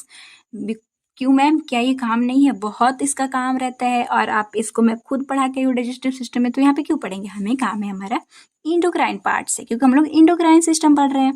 ये हार्मोन सिक्रेट करता है। ये जो हमारा देख रहे हो आप, ये पैनक्रियाज हो गया। यहाँ पे अगर इसका थोड़ा सा स्ट्रक्चर मतलब देखे विजुअलाइज माइक्रोस्कोपिक, तो ये हमारा इधर की ओर जो भी है वो एक्सोक्राइन पार्ट है, और यहाँ पे क्लस्टर ऑफ सेल होते हैं जिसे हम लोग आइसोलेशन ऑफ लैंगरहांस बोलते हैं। ये इसमें अल्फा सेल होता है जो कि ग्लूकागोन रिलीज करता है, बीटा सेल होता है जो कि इंसुलिन, ये जो है वो ये ग्लूकोज लेवल को इंक्रीज करवाता है हमारे ब्लड में, और ये इंसुलिन जो है सेल में भेजता है, मीन्स कि इंसुलिन लेवल को ग्लूकोज लेवल को कम करता है, नॉर्मल लेवल रखता है। डेल्टा एक है जो कि सोमैटोस्टैटिन रिलीज करता है। पैनक्रियाट एक पॉलीपेप्टाइड सेल होते हैं, पैनक्रियाट पॉलीपेप्टाइड सिक्रेट करते हैं। इससे हम लोग को मतलब नहीं है, हमें मतलब है आज इंसुलिन वाला से। अब डायबिटिक मेलिटस हम ये देख लिए, अब हम लोग डिस्कस करते हैं डायबिटिक मेलिटस को। Diabetic mellitus is a group of metabolic disorder sharing the common feature of hyperglycaemia. Metabolic disorder है, पढ़ाई हूँ मैं बायोकेमिस्ट्री में भी, जिसमें होता क्या है, ग्लूकोज लेवल जो सीरम में है वो बहुत ज़्यादा बढ़ जाता है। Diabetic mellitus is diagnose when blood glucose sugar level is too high. बहुत ज़्यादा अगर हाई हो तो उस कंडीशन को हम लोग ब्लड ग्लूकोज लेवल का हाई होना डायग्नोसिस होता है डायबिटिक मेलिटस। याद रखो, टाइप 1 टाइप 2 में हमें हेल्पफुल हो गया। फिर इस कंडीशन में होता क्या है, हम लोग ग्लूकोज जब भी लेते हैं, हम मतलब कार्बोहाइड्रेट के फॉर्म में, कॉम्प्लेक्स फॉर्म में लिए, ये डाइजेशन ये सब हो गया, एब्जॉर्ब होता है ब्लड स्ट्रीम में। ये जो है वो जाता है, यहाँ पिंक से आप ब्लड को मान लो, ये जाएगा पैनक्रियाज में, और ये इंसुलिन को बुलाता है, और इंसुलिन को यहाँ पे बुला के, और फिर इसके लिए इंसुलिन के लिए कुछ रिसेप्टर होते हैं। ये रिसेप्टर जो है इस पे मतलब ये सेल्स मतलब सेल में लाइक लीवर में, मसल में, एडिपोज टिश्यू में, इसके लिए रिसेप्टर है कि ये यहाँ पे ये स्टोर हो गए ग्लूकोज, तो ये आएगा, इसी में काम है ज़्यादा, तो इसके लिए जाने के लिए इसको इंसुलिन चाहिए ही चाहिए। लाइक मतलब ऐसा आप समझ लो कि आपको चिड़ियाघर में जाना है, जू में जाना है, कोई म्यूजियम में जाना है, तो आपको जो गेट पास चाहिए होता है तभी आप जा पाते हो। उसी तरह से ये जो ग्लूकोज है तभी इन लोगों में जा पाएगा जब इसके पास इंसुलिन रहेगा। सो ये इंसुलिन लेकर आता है तब इसके पास जाता है, जिससे ये दरवाज़ा खुलती है। ये रिसेप्टर इंसुलिन से सेंसिटिव मतलब खुलेगा, तभी ग्लूकोज इन सब में स्टोर हो पाएगी, जा पाएगी, जो भी प्रोसेस आगे का हो पाएगा। तो इम्पॉर्टेंट क्या है कि या तो देख रहे हो आपकी इंसुलिन ही ग्लूकोज को आगे भेजेगा, तो या तो इंसुलिन ही नहीं है, जो कि टाइप 1 में देखेंगे ऑटो इम्यून की कंडीशन है, फिर जो भी कि इंसुलिन बीटा सेल जो है वो डिस्ट्रॉय हो गया जिसकी वजह से नहीं बन पा रहा है, या फिर ऐसा हुआ कि रिसेप्टर जो है मतलब आपके पास जो आप लिए हो, टिकट लिए हो, वो कोई काम का ही नहीं है, वो फेल है, डेड फेल है, जो भी है, तो मतलब उससे वो सुन ही नहीं रहा है। रिसेप्टर कोई काम मतलब रिसेप्टर जो है वो आगे हम लोग देखेंगे कि ये इसमें कोई प्रॉब्लम आई, इनसेंसिटिव हो गया, इंसुलिन रेसिस्टेंस जिसको बोलते हैं, वो इंसुलिन से मतलब उस दरवाज़ा खोल नहीं रहा है, रेसिस्टेंट हो गया, तो वो टाइप 2 में आएगा। तो चलिए देखते हैं, अब हमें अच्छे से समझ में आएगा दोनों का क्लासिफिकेशन। इसका टाइप 1 और टाइप 2 है। टाइप 1 जो है वो 10% केसेस में देखने को मिलता है। जुवेनाइल ऑनसेट डायबिटिक भी बोलते हैं, क्योंकि ज़्यादातर ये यंगर ये जो बच्चे होते हैं उनमें देखने को मिलता है। इंसुलिन डिपेंडेंट डायबिटिक मेलिटस इसे बोलते हैं, मतलब एक और नाम है, जुवेनाइल बोलो या फिर इंसुलिन बोलो। क्यों? इसके ट्रीटमेंट के पर्पस लेकर। इसमें मैं बताई कि जो बीटा सेल है वो डिस्ट्रॉय हो जाते हैं, तो जिसकी वजह से इंसुलिन नहीं मिल पाता। तो इंसुलिन नहीं है तो आपको इंसुलिन देना ही पड़ेगा, तो ये इंसुलिन डिपेंडेंट बोला जाता है इसको। नेक्स्ट हम लोग देखें टाइप 2, तो ये जो है वो 90% में यही देखने को मिलता है। मेचॉरिटी जब मेच्योर हो जाता है पर्सन उस टाइम पे ये रहता है। इसे हम लोग non insulin dependent diabetic mellitus बोलते हैं। क्यों बोलते हैं? इसमें लास्ट टाइम में आप इंसुलिन दे सकते हो, बाकी क्योंकि लाइफ मॉडिफिकेशन ये ज़्यादातर लाइफ स्टाइल से रिलेटेड प्रॉब्लम है। हाइपरटेंशन हो गया, डायबिटिक हो गया, ज़्यादातर आप बोले हो कि ये बड़े लोगों का डिजीज कंडीशन है, लाइफ स्टाइल उन लोगों का सही नहीं होने की वजह से ज़्यादा ये सब ओबेसिटी ये सब की वजह से। तो ये लाइफ स्टाइल जैसे ही चेंज किया जाता है तो ज़्यादातर चांसेस में ये कंट्रोल हो जाती है। इटियोलॉजी देखिए तो और अच्छे समझ में आएगा। टाइप 1 ऑटो इम्यून की वजह से, टाइप 1 जो डायबिटिक मेलाइटस उसमें बीटा सेल डिस्ट्रक्शन होते हैं, जो बीटा सेल से हमारा इंसुलिन आ रहा था। तो हो सकता है इम्यून का प्रॉब्लम या फिर कुछ भी, जो भी इम्यून सेल अपने ही बीटा सेल पे अटैक कर रहे हैं, तो वो की वजह से बीटा सेल डिस्ट्रक्ट हो गया, जिसकी वजह से इंसुलिन नहीं आ रहा है। Relative absolute lack of insulin, इसमें जो है ट्रूली ये इंसुलिन बन ही नहीं पा रहा है। Genetic predisposition of beta cell destruction, genetic ही ऐसा है कि उनका बीटा सेल डिस्ट्रक्शन है तो भी कि इंसुलिन नहीं आएगा। Damage of removal of pancreas, जब अगर ऐसा कंडीशन हो कि पैनक्रिया से जो रिलीज हो रहा है उसी को आप हटा दो तो कौन देगा, तो भी ये लीड करेगा। टाइप 2 डायबिटिक मेलाइटस हम लोग नेक्स्ट देखते हैं। इम्पेयर्ड इंसुलिन सिक्रीशन, इसमें या तो देखो क्वांटिटिव और क्वालिटेटिव का आप नाम सुने होंगे कि या तो वो आ ही नहीं रहा है कि क्वालिटी उसकी नहीं है, किसी वजह से इम्पेयर्ड, इसमें डिस्ट्रक्ट नहीं हुआ है, इम्पेयर्ड हो गया किसी रीजन की वजह से, या फिर इसका जो आगे जो क्वांटिटी जो इसका काम है वो नहीं हो पा रहा है। सो इम्पेयर्ड होना या फिर हेरिडिटरी ओबेसिटी जिसकी वजह से ये लीड करता है।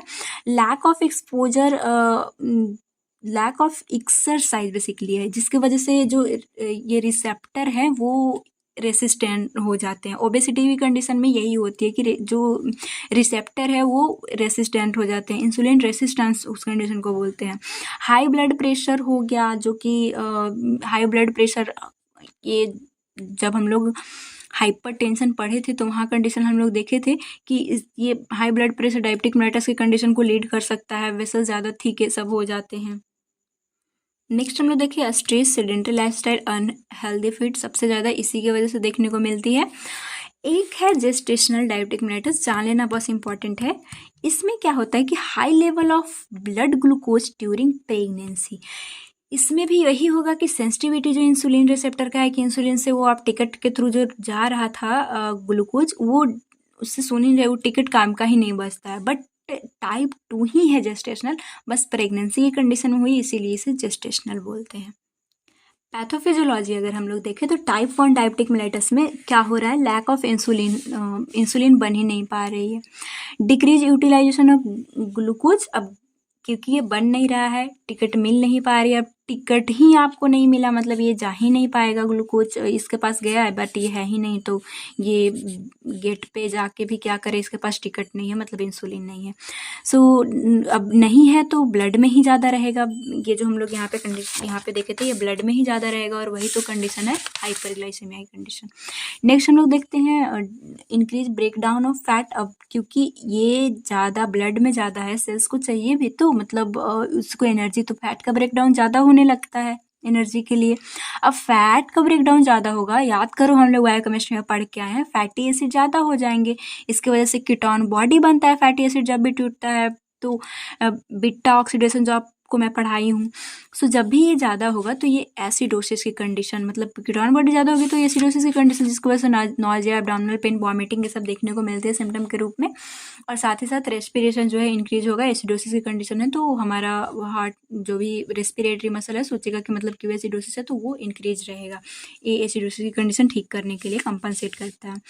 टाइप 2 का हम लोग देख लेते हैं, इंपॉर्टेंट है और सारी चीज़ों का आपको अच्छे से वेल डिफाइंड फॉर्म में आपको लिख के आना है फॉर्मेट में एग्जाम में।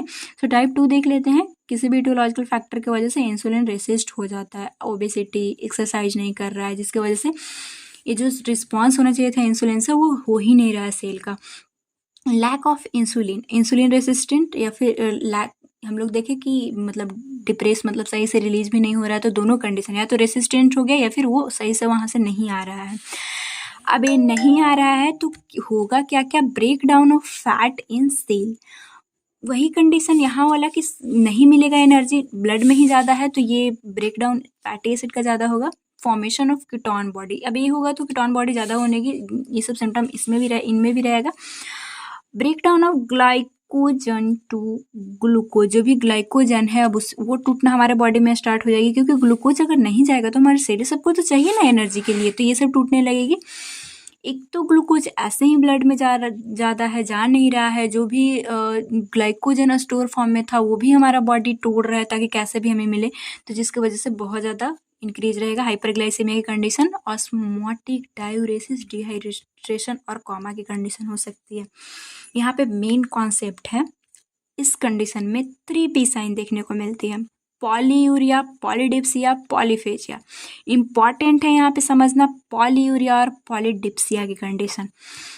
ये देखो क्यों होता है, बहुत लोगों का ये है कि आप कॉन्सेप्ट समझे होंगे कि क्योंकि प्यास ज़्यादा लग रही है इस कंडीशन में, जिसकी वजह से यूरिन ज़्यादा जा रहा है, जिसका वो पॉलीडिप्सिया की कंडीशन है। बट यहाँ पे वो कॉन्सेप्ट बिल्कुल भी नहीं है। प्यास क्यों ज़्यादा लग रहा है उसका एक्सप्लेनेशन से पहले हमें ये देखो, ग्लूकोज ज़्यादा है बॉडी में, एक्सक्रीट आउट उसे होना पड़ेगा, किडनी से वहाँ फिल्टर होगा, क्योंकि अब ये बिना वाटर के जाएगा नहीं। ऑस्मोटिक की कंडीशन जो कंसंट्रेशन आप जानते हो, तो ये ऑस्मोटिक डायूरेसिस की मतलब वाटर को भी अपने साथ ले जाएगा, ये ऐसे बाहर कैसे जाएगा, ऑस्मोटिक ये कंडीशन है तो, जिसकी वजह से डिहाइड्रेशन होगी, कि मतलब वाटर ज़्यादा चला जा रहा है, अब डिहाइड्रेशन होगी तो फिर प्यास ज़्यादा लगेगा, तो पॉलीडिप्सिया लीड करता है। बट कितना ही पानी पियोगे, अगर बहुत ज़्यादा डिहाइड्रेशन हो गया तो कोमा भी ये लीड कर सकता है। नेक्स्ट आता है ये पैथोफिजियोलॉजी, हम लोग आगे देखें तो ग्लूकोज भी डिक्रीज, यूज ऑफ ग्लूकोज, क्योंकि ये जो है वो रेसिस्टेंस ज़्यादा हो गया तो ये increase use of glucose, sorry decrease, जिसकी वजह से हाइपरग्लाइसेमिया और आगे कंडीशन होगी, वही बेसिकली मिला दिया गया है। एक और देख लेते हैं, जब भी ग्लूकोज नहीं मिलता है तो प्रोटीन का भी ब्रेक डाउन होने लगता है, जिसकी वजह से मतलब ये काम क्या है कि न्यू ग्लूकोज बने, बट इसकी वजह से ब्लड यूरिया नाइट्रोजन वेस्ट के रूप में ज़्यादा प्रोटीन टूटेगा तो वो ज़्यादा बॉडी में हो जाता है। सो ये था टाइप 2 का और ये था टाइप 1 का पैथोफिजियोलॉजी। सो क्लिनिकल मैनिफेस्टेशन हमें वहाँ ही क्लियर हो गया। Polyuria, urinating frequently, particularly night में बहुत ज़्यादा होता है, ग्लूकोज है तो वाटर को ज़्यादा, ग्लूकोज हमारे बॉडी में ज़्यादा है तो किडनी तो फिल्टर करेगी ही करेगी, इसी की वजह से किडनी फिर आगे नेफ्रोपैथी की भी कंडीशन होती है। सो ये देखने को पॉलीयूरिया देखने को मिलता है। पॉलीडिप्सिया देखने को मिलता है, फीलिंग ऑफ वेरी थर्स्ट, क्योंकि ये हाई मतलब ये कंडीशन हो रही है कि हाइड्रेशन की कंडीशन बॉडी से ज़्यादा चल जा रहा है, तो फिर वही ऑस्मोटिक जो रिसेप्टर है वो एक्टिवेट हो गए, थर्स्ट सेंटर एक्टिवेट होगा, जिसकी वजह से पॉलीडिप्सिया की कंडीशन देखने को मिलेगी, बहुत ज़्यादा प्यास लगेगी उन्हें। पॉलीफेजिया, ग्लूकोज जा रहा है बट सेल्स को मिल नहीं रहा है तो भूख ज़्यादा रहेगा। वेट लॉस होगी, क्योंकि एनर्जी लेवल मिल कहाँ रहा है, तो वेट लॉस ये यूज ही नहीं हो रहा है, ग्लूकोज ज़्यादा, जो भी फैट है वो सब टूट रहे हैं। ब्लर विजन हो सकता है, क्योंकि वेसल्स जो हैं बेसिकली, जो ये डायबिटिक मेलिटस की कंडीशन है, जो कैपिलरी है वो बेसिकली ऑब्स्ट्रक्ट हो जाता है, वहाँ वो लीकेज होने लगता है, जिसकी वजह से ब्लर विजन, रेटिनोपैथी जैसी कॉम्प्लिकेशन भी हम लोग देखेंगे होता है। कट और वुंड दैट हील स्लोली, सही से स्लो मतलब हील नहीं हो पाते हैं। डायबिटिक फूट भी इस कंडीशन में देखने को मिलती है ग्लूकोज ज़्यादा रहने से। Nausea, diarrhoea and constipation due to dehydration हो रखी है, ज़्यादा जो है वो ब्लड चला जा रहा है ग्लूकोज के साथ, जिसकी वजह से सारी कंडीशन देखने को मिलती है। डायग्नोस्टिक इवोल्यूशन देखें तो हिस्ट्री कलेक्शन, फिजिकल एग्जामिनेशन, आपके फैमिली में था या फिर आपकी लाइफस्टाइल कैसा है, ये सब पूछोगे, उनकी जो भी डायबिटिक फूट हो रखी है, प्यास ज़्यादा लग रही है, ऐसा फिजिकल एग्जामिनेशन करोगे। मेन है इंपॉर्टेंट इसमें फास्टिंग ग्लूकोज लेवल हमें देखना है, जो कि बहुत कन्फ्यूजन होता है। हम लोग अमेरिकन डायबिटिक एसोसिएशन जो कि रिवाइज फॉर्म में दिया है उसका देखेंगे। Normal, impaired and diabetic. Normal होना कितना चाहिए, अगर हम लोग फास्टिंग ब्लड ग्लूकोज देखें तो वो होना चाहिए बिलो 100 mg से बिलो, जो कि रिवाइज वे में आया है, और ये मिलीमोल पर लीटर में भी आता है। और इससे क्वेश्चन आपको आराम से, हमारे MCQ भी हमारे यूनिवर्सिटी में आता है, तो ऐसे क्वेश्चन आएंगे क्योंकि ये बहुत कॉमन और पॉपुलर टॉपिक है, तो ये दोनों टर्म आप याद रखना। तो ये नॉर्मल कंडीशन, ये 5.46 से कम होना चाहिए। बट इम्पेयर्ड की मतलब पूरी डायबिटिक कंडीशन तो नहीं है, बट या तो इंसुलिन का रेसिस्टेंस हुआ है या फिर सही से इंसुलिन आ नहीं रही है, तो होना चाहिए ये 100 से अगर 125 mg/dl है तो ये इम्पेयर्ड की कंडीशन है। और वही एम मतलब मिली मोल पर लीटर अगर देखें तो ये 5.6 से अगर 7.9 के बीच में आ रहा है तो ये कंडीशन है। डायबिटिक कब बोला जाएगा? अगर 126 से ज़्यादा फास्टिंग ब्लड ग्लूकोज लेवल चला जाए तो ये डायबिटिक की कंडीशन है। वही ये मिलीमोल पर लीटर में अगर देखें तो 7 पॉइंट अगर आ रहा है उससे ज़्यादा आ रहा है तो ये डायबिटीज़ की कंडीशन है, मतलब डायबिटिक बोल दिया जाएगा, डिग्नोस कर दिया जाएगा। ओजीटीटी मतलब हम लोग दे देते हैं, उन्हें 25 ग्राम दिया जाता है ग्लूकोज और फिर चेक किया जाता है तो नॉर्मल कितना होगा? अगर 140 से कम आ रहा है तो वो नॉर्मल बोला जाएगा। ऑस्मल में आप देख लेना। इम्पेयर्ड का बोला जाएगा अगर 140 से 190 के बीच में आ रहा है कि उसे आप दिए और कुछ देर बाद अगर आप टेस्ट कर रहे हो तो अगर 200 mg/dl आ रहा है मीन्स कि वो डायबिटिस है, डायबिटिक की कंडीशन है। रैंडम वैल्यू भी हम लोग देखते हैं कि मतलब कभी भी गया पेशेंट और वो आप देख रहे हो। देखो ये मेरा खुद का रिपोर्ट है, रैंडम मतलब मैं कोई फास्टिंग वास्टिंग नहीं की थी, गई थी तो ये मेरा चेक कर किया गया था। गॉड ग्रेस मैं ठीक हूँ मतलब मेरा ग्लूकोज लेवल करते हैं ये। अब आप देख लेना रैंडम वैल्यू की, मतलब आप गए और कोई फास्टिंग वास्टिंग था नहीं मेरा तो ये 200 mg/dl अगर उससे या फिर उससे ज़्यादा है तो ये डायबिटीज़ की कंडीशन है। बाकी ऐसा रहना चाहिए, इससे कम रहना चाहिए तो ये नॉर्मल कंडीशन है। आप मेरा रिपोर्ट देके कहीं हमको हाइपोग्लाइसेमिया मत बोल देना। नेक्स्ट हम लोग देखते हैं HbA1c टेस्ट इंपॉर्टेंट है इसमें। सो HbA1c क्या बताता है? हम लोग इसको ये कार्बोहाइड्रेट में पढ़ के आए हैं। इसमें क्या होगा कि ये नॉर्मल अगर ज़्यादा जो हीमोग्लोबिन है ज़्यादा ग्लूकोज होने की वजह से बाइंड कर जाता है हीमोग्लोबिन में, तो ये प्रीवियस 3 मंथ का हमें दिखाता है कि जैसे 120 डेज लाइफ होता है ना आरबीसी का, तो वही दिखाएगा कि कैसा कंडीशन है। आरबीसी ज़्यादा होते हैं तो एचबी से ये बाइंड हो जाते हैं, वही हम लोग देखते हैं। प्रोटीन यूरिया की कंडीशन, प्रोटीन ज़्यादा टूट रहे हैं तो वो भी आप देख सकते हो। ये सब डायग्नोस्टिक इवैल्यूएशन है। ऐसे अगर बस याद करने के लिए अभी आप देख लो, इसे हम लोग डिटेल में तो नहीं जा सकते क्योंकि बहुत बड़ा वीडियो है। ग्लाइकोसीरिया अगर ग्लूकोज ज़्यादा आ रहा है ब्लड में तो उसे चेक करने के लिए हम लोग बैंडिक टेस्ट करते हैं। रॉथ-थ्रार टेस्ट एक आता है, हम लोग देख रहे हैं फैट ज़्यादा टूट रहा है, कीटोन ज़्यादा हो जाता है तो कीटोन यूरिन में ज़्यादा देखने के लिए हम लोग रॉथ-थ्रार टेस्ट करते हैं। 2 टर्म को अभी आप ध्यान रख लेना। नेक्स्ट हम लोग मूव करते हैं मैनेजमेंट की ओर। सबसे पहले मेडिकल मैनेजमेंट में हम लोग नॉन फार्माकोलॉजिकल देखेंगे का आप ध्यान रखोगे, जिसमें कंट्रोल शुगर, सबको पता है कि इसमें शुगर कंट्रोल, लिपिड ज़्यादा नहीं लेना होता तो सब कंट्रोल वे में। एक्सरसाइज इम्पॉर्टेंट है ताकि एक्सेस जो शुगर है वो कम से कम बर्न हो सके, ताकि कुछ तो नॉर्मल लेवल हो। और सेंसिटिविटी वाला जो कंडीशन है कि इंसुलिन रेसिस्टेंस या फिर इनसेंसिटिविटी की जो कंडीशन है वो ठीक होती है, इससे जो उसका जो नॉर्मल है वो फिनोमिना में मतलब नॉर्मल वो आ पाता है। नेक्स्ट हम लोग देख लेते हैं फार्माकोलॉजिकल मैनेजमेंट, जिसमें ओरल हाइपोग्लाइसेमिक मेडिकेशन इंपॉर्टेंट है कि मतलब इसमें ओरली दिया जाता है जिससे कि ग्लूकोज लेवल कम होंगे। ये सारे ड्रग आप फार्माकोलॉजी में भी पढ़ोगे, एज इट इज मतलब जानना है आपको सबका ड्रग का नाम। और एग्जाम टाइम पे आप इसे याद कर लें, जैसे कि बेगोसनाइड अगर देखें ड्रग नेम क्या है, मेटफॉर्मिन, एक क्लास में आते हैं बेगोसनाइड, जिसमें एग्जाम्पल अगर देखें ड्रग नेम का मेटफॉर्मिन। ब्रांड नेम क्या है, इसका काम क्या होता है, इनहिबिट करता है ग्लूकोज प्रोडक्शन बाय लिवर। तो ये एज इट इज आप याद करना, जितना आपको याद रहे एटलीस्ट ड्रग का नाम याद रखना है, इसका काम क्या है। चार्ट फॉर्म आप जब भी एग्जाम में फॉर्मेट में लिखते हो, फ्लो चार्ट बनाते हो, टेबल बनाते हो, ज़्यादा अच्छा रहता है। मैं आपको न्यूट्रिशन में भी बहुत गाइड है, फिर आगे भी यही बोलती हूँ, तो आपको याद रहे तो यही बना लेना। आप देखो ड्रग क्लास क्या है और ड्रग नेम क्या है, ये याद करने वाली चीज़ें तो आपको याद करना ही पड़ेगा, जो भी इसका काम है यहाँ पे मैं शो कर दी हूँ। इसके बाद इंसुलिन थेरेपी आप दे सकते हो, इसमें भी अलग अलग ड्रग होते हैं और बहुत ज़्यादा ऐसे क्वेश्चन कॉम्पिटिटिव में आते हैं। शॉर्ट एक्टिंग जो है वो ह्यूमिलिन रेगुलर, ह्यूमिलिन सेमी लेंटे, मतलब इसका एग्जांपल है। इमीडिएट अगर हमें रिस्पॉन्स करवाना हो तो ह्यूमिलिन NPH ह्यूमिलिन लेंटे आता है। नेक्स्ट है लॉन्ग एक्टिंग, कौन सा ड्रग है तो इसमें प्रोटामाइन, जिंक, इंसुलिन, साथ एक ह्यूमिलिन अल्टरनेट इंसुलिन हम लोग दे सकते हैं। तो ये बेसिकली एग्जाम में तो यहाँ आप लिखने के लिए याद करोगे, बट ये कॉम्पिटिटिव के लिए ऐसा क्वेश्चन आता है, इसके ड्रग आते हैं कि कौन सा है। शॉर्ट एक्टिंग का भी आप सेट मारोगे तो आपको आराम से मिलेगी देखने को। क्या इसमें सर्जिकल मैनेजमेंट भी की जाती है? तो सर्जिकल मैनेजमेंट बेसिकली जब सीवियर केसेस हो, ठीक ही नहीं किया, टाइप 1 जैसे हम लोग देख रहे हैं तो इसमें पैनक्रियाज ट्रांसप्लांटेशन फिर इम्पॉर्टेंट हो जाता है, ऑटो इम्यून कंडीशन हो रखी है तो फिर इसे हटाना होगा, पैनक्रियाज ट्रांसप्लांट करना होता है। नर्सिंग मैनेजमेंट अगर देखें तो teach the patient and family member about cause sign symptoms. सबसे पहले आप डायबिटीज मेलाइटस होता क्या है, अपना रोल में यही है कि एजुकेट हम लोग कर दें। ऑप्ट-इन हिस्ट्री, आपकी फैमिली में था या फिर आपकी लाइफस्टाइल कैसा है, इसमें इंपॉर्टेंट है, हिस्ट्री आप लोगे ही लोगे।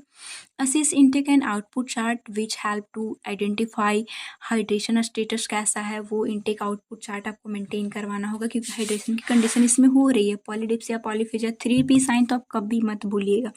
नेक्स्ट आता है मॉनिटर पेशेंट वाइटल साइन, आपको देखते रहना है। हाइपरटेंशन, ये सभी कंडीशन, ये सब अक्सर ये सब रिलेटेबल है तो आप देखोगे। ब्लड शुगर लेवल आपको असेस करना है कि कितना है, हमेशा इसमें देखना रहता है।